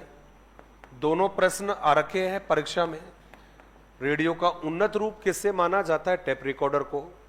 रेडियो की सीमाओं को दूर किसने किया? तो जवाब है टेप रिकॉर्डर ने। सीमाओं को इसलिए क्योंकि रेडियो रिकॉर्डिंग नहीं कर सकता है, लेकिन टेप रिकॉर्डर में रिकॉर्डिंग की सुविधा होती है, इसलिए। तीसरा जवाब रहेगा आपका, और वो जवाब दिया आप लोगों ने ग्रामोफोन, आपने जवाब दिया है। और ग्रामोफोन के अलावा जवाब दिया है लिंग्वाफोन। अब उसमें इतना ध्यान रखना, पहली बात तो ये है कि साहब ये जो चारों जो उपकरण है, चारों, इनको हम भाषा की प्रयोगशाला में यूज कर सकते हैं, लेकिन ज्यादातर जो है, मुख्यतः जो है, वो ये दोनों उपकरण ज्यादा यूज होते हैं। तो आपने कहा है कि साहब दोनों जो है वो भाषा की प्रयोगशाला में यूज होते हैं, भाषा की प्रयोगशाला में प्रयुक्त होते हैं, पहला जवाब है। देखो भाई मैं फिर रिपीट कर रहा हूं, चारों यूज होते हैं, रेडियो भी होता है, टेप रिकॉर्डर भी होता है, लेकिन ग्रामोफोन और लिंग्वाफोन ज्यादा यूज करते हैं। इसके अलावा जो लिंगवा फोन है, ध्यान रखना इसमें, कहते हैं साहब बालकों के उच्चारण के दोषों को, उच्चारण के दोषों के निवारण के लिए प्रयुक्त होता है। यह आपका जवाब है। तो इसको हम ज्यादा कहां पर यूज करते हैं? तो बालकों का जो उच्चारण में जो गड़बड़ होती है, प्रोनाउंसिएशन में जो गड़बड़ होती है, वहां पर हम किससे यूज करते हैं? तो जवाब है आपका लिंगवा फोन को हम यूज करते हैं। कई बार पूछा गया है कि बालकों के उच्चारण संबंधी दोषों के निवारण के लिए कौन सा यंत्र यूज होता है? तो आपका जवाब रहेगा लिंगवा फोन। ये आपका जवाब है। ये लिखा गया भाई आप लोगों ने? Yes sir, no sir?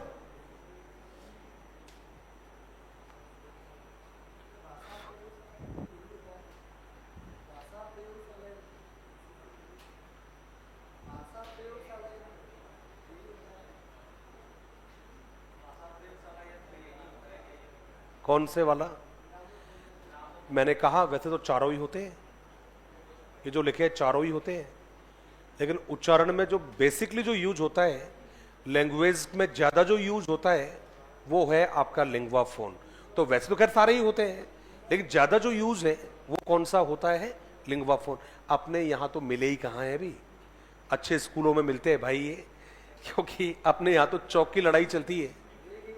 मैं बता रहा हूं ना, चौक की लड़ाई चलती है, चौक तो मिलता नहीं है। उसके लिए तो चारों तरफ मारामारी होती है, चौक मिल जाए, चौक मिल जाए। ये लिखा गया आप लोगों ने? नहीं, अब तो लिख लिया।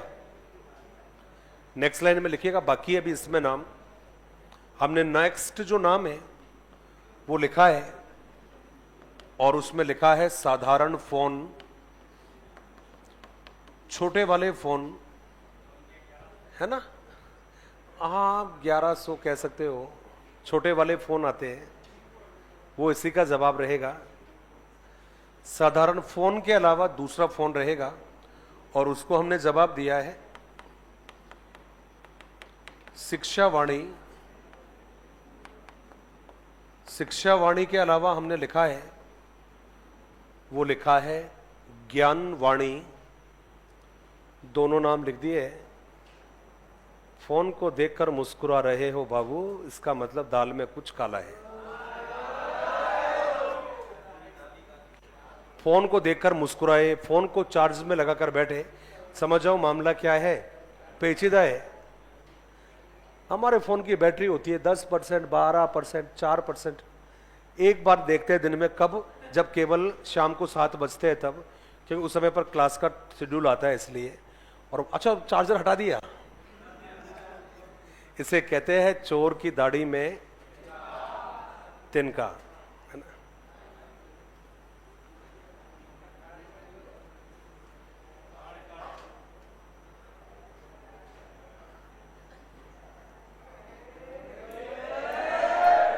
क्या बात है, कितनी खुशी हो रही है ना दिल से।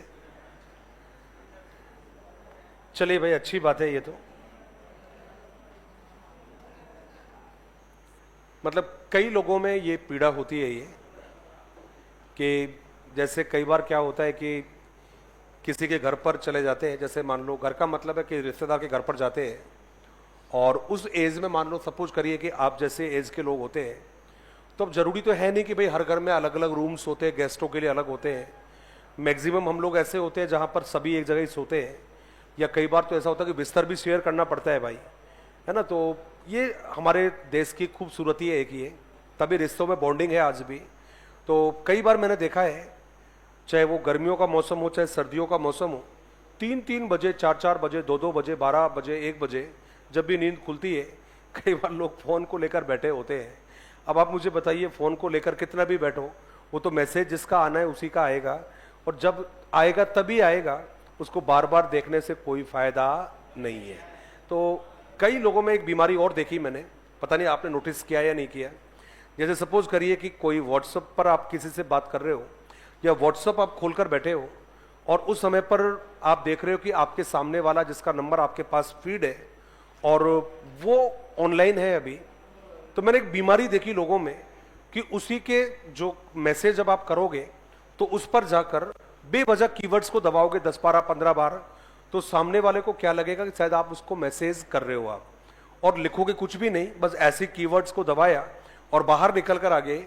अब उससे क्या चांस रहता है कि वो जो सामने वाला है ना, वो कई बार गलती से मैसेज कर देता है, और जब एक बार सामने वाले का मैसेज आ गया उसके बाद में पूरी रात स्वाहा ये चलता है। ये तो आपने तो दिन दहाड़े कार्यक्रम चल रहा है,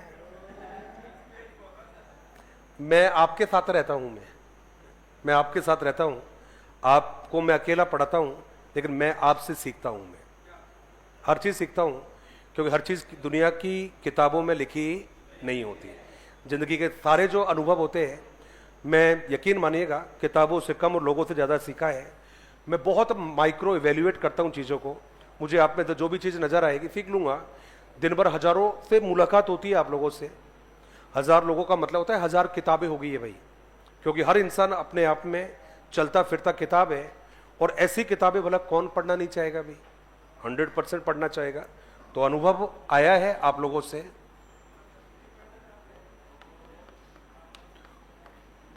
जो भी कहना है बिल्कुल दमदार तरीके से कहिएगा, क्योंकि आप लोगों को मैं कोई ऐसा टीचर बनते हुए नहीं देखना चाहता जिसको बोलते समय जिसकी आवाज़ कपे। मैं वो टीचर बनते हुए देखना चाहता हूं कि जब भी जहां पर भी आपको बोलने का मौका मिले तो सामने वाले का जो हृदय है, हिंदी में बोल रहा हूं, उसका जो हृदय है उसमें बेचैनी हो जानी चाहिए कि बंदा क्या खतरनाक बोलता है। इसलिए गुरुदेव वो अंतिम क्लासेज है अभी मैथ की, तो कम से कम आज तो इस क्लास में ये तो सीख लो कि जब भी आपको बोलना पड़े खुलकर बोलो, दमदार तरीके से बोलो। और आजकल तो लड़कियां भी नहीं बोलती जैसे आप लोग बोलते हो, है ना, नीचे गला करके, नीचे मुंह करके, धीरे से बोलना। आजकल तो लड़कियों ने भी बोलना छोड़ दिया है, तो आप जबरदस्ती लड़के होकर क्यों लड़कियां बनने पर तुले हुए हो? ये मेरी समझ से बाहर है। लड़कों को कई बार हम डांस करते देखते हैं, लड़कियों की तरह डांस करते हैं। मैं इतना समझाता हूं, प्रभुओं ईश्वर ने लड़का बनाया है, लड़के बनकर ही रह लो, लेकिन उनको पता नहीं क्या फील आता है ऐसा, लड़कियों की तरह कमर को दाएं बाएं करके नचेंगे। जैसे क्या करते हैं ये देखा होगा आप लोगों ने भी। और हद तो तब हो जाती है जब होली की स्पेशली बात कर रहा हूं, अच्छे भले लड़के हो, लड़कियां बन के आ जाते हो यार, हद करते हो। हाँ, वही घाघरा और लुगड़ी पहनकर। चलिए आ जाइए, नेक्स्ट आ जाइए। लास्ट क्लास में देखूंगा, मौका दूंगा कौन जबरदस्त बोलेगा फिर, पक्का है ना। देखूंगा एक बार कि मेरी क्लासेस के बाद में मैंने कितना चेंज फील किया आप लोगों के अंदर। मौका दूंगा सभी को, नहीं मौके दिए थोड़ी जाते हैं, मौके छीने जाते हैं। नौकरियां मिलती थोड़ी है, नौकरी छीननी पड़ती है। तकदीर बनती नहीं है, तकदीर बनानी पड़ती है। तो बस समझ आना कि पढ़ाई करनी है, लेकिन जोरदार वाली करनी है, क्योंकि दुनिया में कोई भी चीज बिना मेहनत के हासिल नहीं होती। तो हमने कहा है श्रव्य और दृश्य सामग्री के बारे में, हमने स्पष्टतः लिख दिया है कि यह सामग्री सभी स्तर के बालकों के लिए, सभी स्तर के बालकों के लिए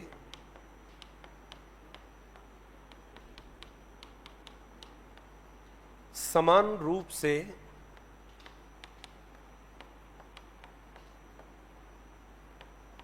उपयोगी है।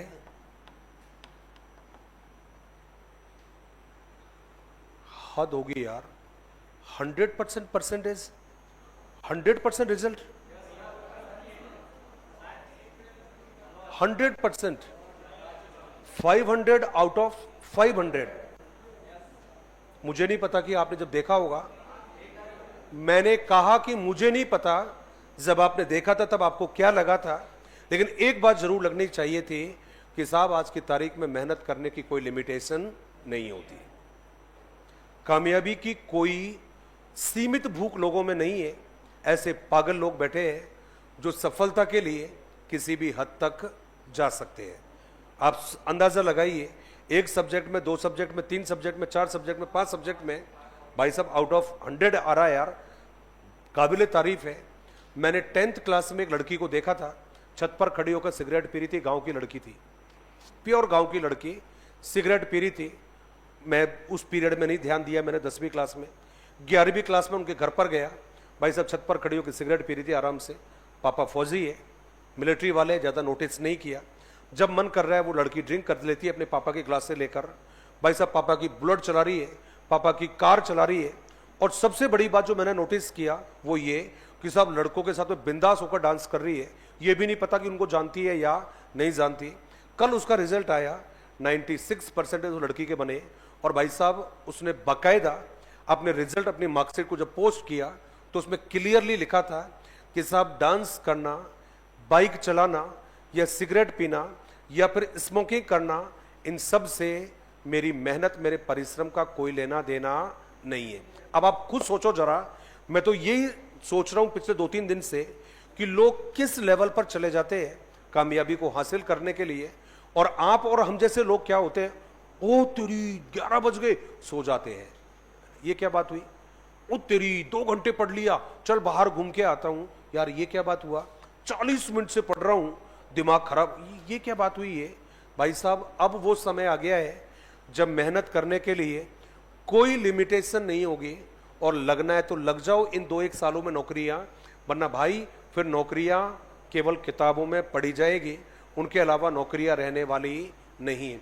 मैंने वो समय देखा है जब BSNL को प्राइवेट सेक्टर में दे दिया था, लोगों ने हल्ला मचाया था। उसके बाद में बिजली को प्राइवेट सेक्टर में दे दिया है। आप लोगों ने देखा है रेल चले गई प्राइवेट सेक्टर में। और अब आपको मालूम है राजस्थान में इससे पहले वाले सरकार के समय ये घोषणा कर दी थी कि साहब प्राइवेट स्कूल, सरकारी स्कूलों को भी हम कंप्लीटली PPP मोड पर चलाएंगे, जिसमें स्कूलों को हम लीज पर दे देंगे, जिसमें टीचर भी प्राइवेट जो आधार है उस पर रखे जाएंगे। ये तो राजस्थान के युवाओं ने हल्ला मचा दिया और उस योजना को ठंडे बिस्तर में डाल दिया था। उसके बावजूद भी आपको मालूम है शायद 15-20 हज़ार या 25 हज़ार या 40 हज़ार सीटों पर टेम्परेरी भर्तियां निकाली थी, गेस्ट भर्तियां, कि भाई वो इनको स्कूलों में अपॉइंटमेंट लेंगे उनकी, लेकिन वो वैकेंसी भी ठंडे बिस्तर चली गई।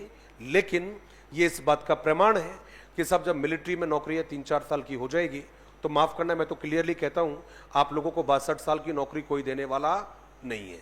इसलिए ये जो 2-1 साल का मौका है, पढ़ जाओ, मेहनत कर लो। मैं तो डे 1 से इस बात को कहता हूं, अब तो लोगों ने भी कहना स्टार्ट कर दिया कि ज्यादा पढ़ने से किसी को वीरगति प्राप्त नहीं होती। क्लियर कहता हूं, ज्यादा पढ़ने से बीमार नहीं पड़ते, ज्यादा पढ़ाई करने से ना वजन कह रहा हूं, वजन ना घटता है ना वजन बढ़ता है, लेकिन कम पढ़ने से तबीयत जरूर खराब होती है, टेंशन होता है, स्ट्रेस होता है, एंग्जाइटी होता है। इसलिए भाई अब पढ़ लेना, अब समय दोबारा लौट के नहीं आने वाला है, क्योंकि यहां पहला नाम आ गया है टीवी, टेलीविजन, यहां पर नाम आ गया है। आजकल इसके बहुत सारे नाम आ गए, LED, LCD, ये सब नाम आ गए, लेकिन अपना तो एक ही नाम है, वो है टेलीविजन। दूसरे का नाम आ गया है चलचित्र। चलचित्र को हमने नाम दे दिया है सिनेमा। नाम आ गया है आपका संगणक, और संगणक आपने कंप्यूटर को कह दिया है, ये आपने जवाब दे दिया है। अगला जवाब रहेगा आपका, और ये रहेगा मल्टीमीडिया फोन। मैंने MMP लिख दिया है, मैंने AP लिख दिया है एंड्रॉयड फोन, मैंने SP लिख दिया है स्मार्टफोन। ये फोन है आप लोगों के, multimedia phone, Android phone, smartphone, ये हमने लिखे हैं। इसके अलावा बड़ा कंफ्यूजन करने वाला नाम है जिसको लिख रहा हूं, एग्जाम में आ रखा है, राजस्थान की रीट या आपकी जो 3rd ग्रेड है इसमें किसी में, और वो क्या रहेगा? व्रत चित्र। क्या नाम रहेगा? व्रत चित्र। और प्रश्न क्लियरली पूछा है कि व्रत चित्र किस प्रकार की सामग्री है। पहला ऑप्शन वही दृश्य, दूसरा वही श्रव्य, तीसरा श्रव्य दृश्य दोनों, और D दे रखा था उपरोक्त सभी, वो तो खैर कोई लेना देना नहीं है। चूंकि व्रत चित्र लिखा हुआ है, चित्र को देखते ही मैक्सिमम ने टिक कर दिया कि ये तो कौन सी होती है? दृश्य होती है, क्योंकि चित्र जुड़ा हुआ है। लेकिन माफ करना, इसको इंग्लिश में बोलते हैं डॉक्यूमेंट्री। क्या बोलते हैं, डॉक्यूमेंट्री। और डॉक्यूमेंट्री तो वही है, आश्रम डॉक्यूमेंट्री है। वो कौन सा यूपी का कौन सा पुर है, पहले आई थी मिर्जापुर, वो मिर्जापुर आपकी डॉक्यूमेंट्री है। महेंद्र सिंह धोनी की जीवन पर मूवी बनी है, डॉक्यूमेंट्री है। तो किसी घटना पर आधारित जो मूवियां बनती है उन मूवियों को क्या कहा जाता है, डॉक्यूमेंट्री। और इन्हीं को आपने नाम दिया है वृत्तचित्र। बहुत इंपॉर्टेंट नाम है, इसको ध्यान रखना, परीक्षा में आने के लायक नाम है ये। अगला जवाब वृत्तचित्र के बाद में आपने दिया है, तो आपने कहा सर और बताइए और क्या रहेगा। ध्यान रखना, इसमें आएगा आपका शिक्षा दर्शन, इसमें नाम आएगा आपका ज्ञान दर्शन। और भाई गलती से प्रश्न पूछ ले, चांस है, तो ध्यान रखना आप लोगों का। और यह है हवा महल। क्या है, हवा महल। कोरोना काल में बालकों का झरोखा है ना, कोरोना काल में बालकों का झरोखा ई पत्रिका है। ये क्या है, ई पत्रिका है, जिसमें दृश्य श्रव्य रूप में विभिन्न प्रकार के ऑडियो जो वीडियो इसमें देखने को मिलते हैं। तो हवा महल लिख दिया। इसके अलावा मैंने एक नाम और लिख दिया है, वो है वीडियो कॉन्फ्रेंस। जानते होंगे आप लोग, तो करते होंगे यूज। अच्छा वो तो करते ही है, खैर यार आप लोग भी करते ही होंगे यार। क्या बोलते हो, नेट ऑन कर, है ना, नेट ऑन कर। बड़े मुस्कुरा रहे हो साहब, आपने कर दिया नेट ऑन। हाँ जी, उत्कर्ष में काम करने वाला, पढ़ने वाले तो खैर हो ही आप लोग, तो मैंने तो काम करने वालों के लिए बोला है। सब बेटे ऑनलाइन रहते हैं, सब ऑनलाइन रहते हैं। उतरते करते जाते निकलते समय देखो हर किसी के हाथ में फोन और गर्दन यूं, है ना, बड़ा अच्छा लगता है देखना। तो ये शायद नाम लिख लिए मेरे ख्याल से आप लोगों ने, लिखे नहीं लिखे, जल्दी से आ जाइए, समय बिल्कुल कम है। और लिखा हम लोगों ने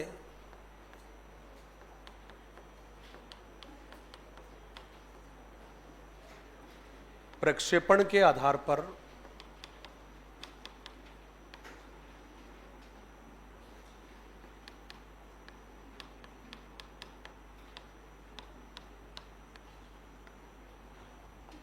इसमें एक लाइन मैंने ऐड की है और वो लिखा कि साहब प्रक्षेपण के आधार पर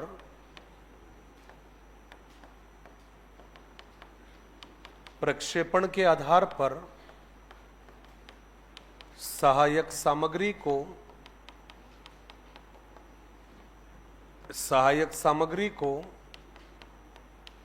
निम्न दो भागों में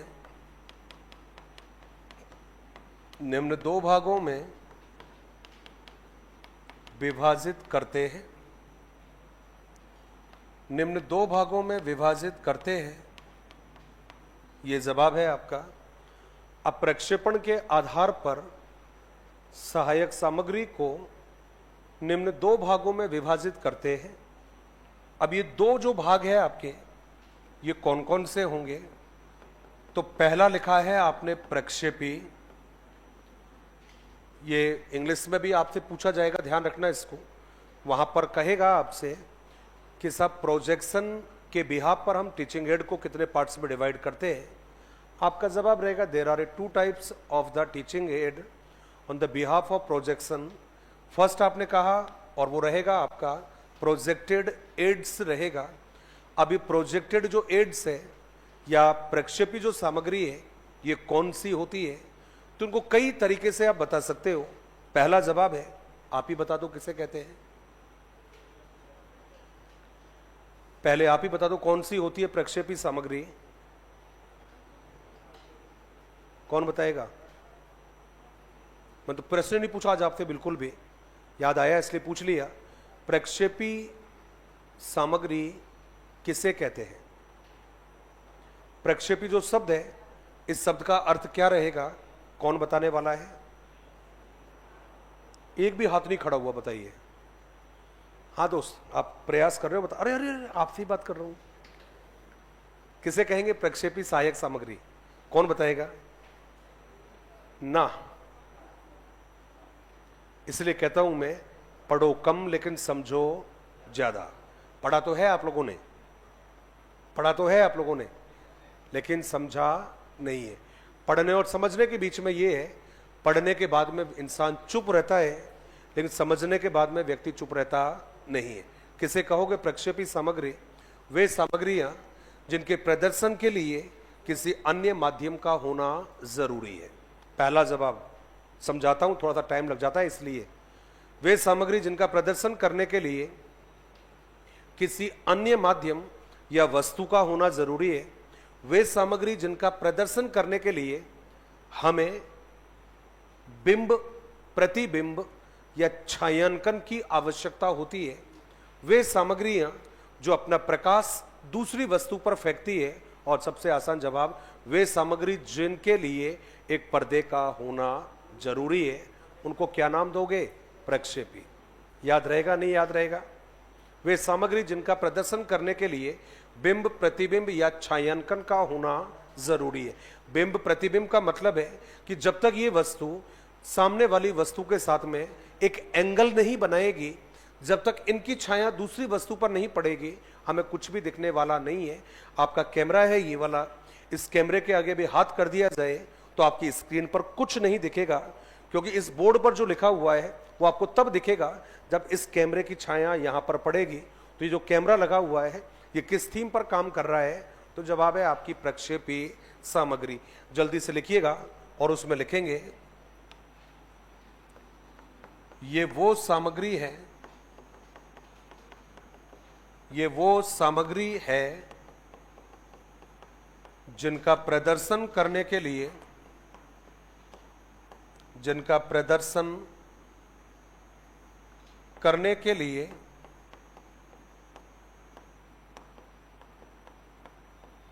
शब्द लिखे हैं बिंब, शब्द लिखा है बिंब, शब्द लिखा है प्रतिबिंब, बिंब हो गया है, प्रतिबिंब हो गया है, छायांकन लिख दिया है, पर्दे का होना आवश्यक है,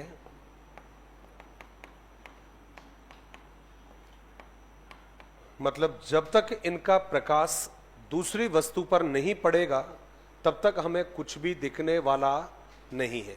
यह हमने जवाब दिया है।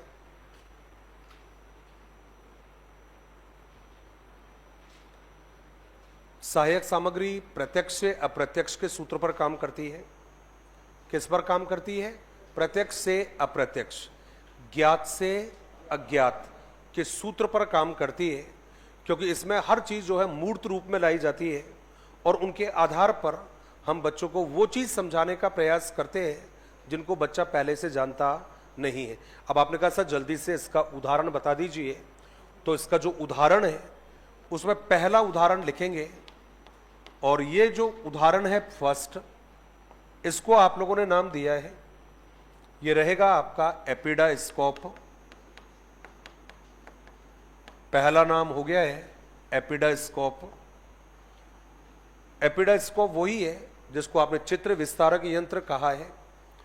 इसी का दूसरा नाम है वो रहेगा एपीस्कोप। तो पहला हो गया है एपिडास्कोप, दूसरा हो गया है एपीस्कोप, थर्ड जो नाम है ये नाम हो जाएगा OHP। OHP को आप लोगों ने नाम दे दिया है, जी हाँ बिल्कुल, ओवरहेड प्रोजेक्टर आपने कह दिया है, सिरोपरी प्रोजेक्टर इसको कहते हैं। 1 मिनट लूंगा भाई, क्योंकि बीच में छोड़ने का फायदा नहीं है, 1 मिनट लगेगा। अगला जो नाम है इसमें वो लिखा है हमने ट्रांसपेरेंसी। अगला नाम लिखा है, ये लिखा है फिल्म स्लाइड, जिसको आपने हिंदी में कहा है फिल्म पट्टिकाएं, इनको कहते हैं। दूसरा जवाब है फिल्म स्ट्रिप कहते हैं, जिसको हिंदी में कहा जाता है फिल्म खंडिकाएं। ये आपने जवाब दे दिया है। अगला जवाब दिया है सिनेमा, चलचित्र को कह रहे हो। इसके अलावा आप लोगों ने नाम दिया है और वो नाम रहेगा आपका, सिनेमा हो गया है, चलचित्र हो गया है, इसी में नाम हमने दिया है और वो रहेगा प्रोजेक्टर। ये वो सामग्री है आपके जिनको हमने क्या नाम दिया है, तो जवाब रहेगा आपका जी हां, प्रक्षेपी सामग्री। बाकी बातें हम करते हैं ब्रेक के बाद में। धन्यवाद, जय हिंद और जय भारत।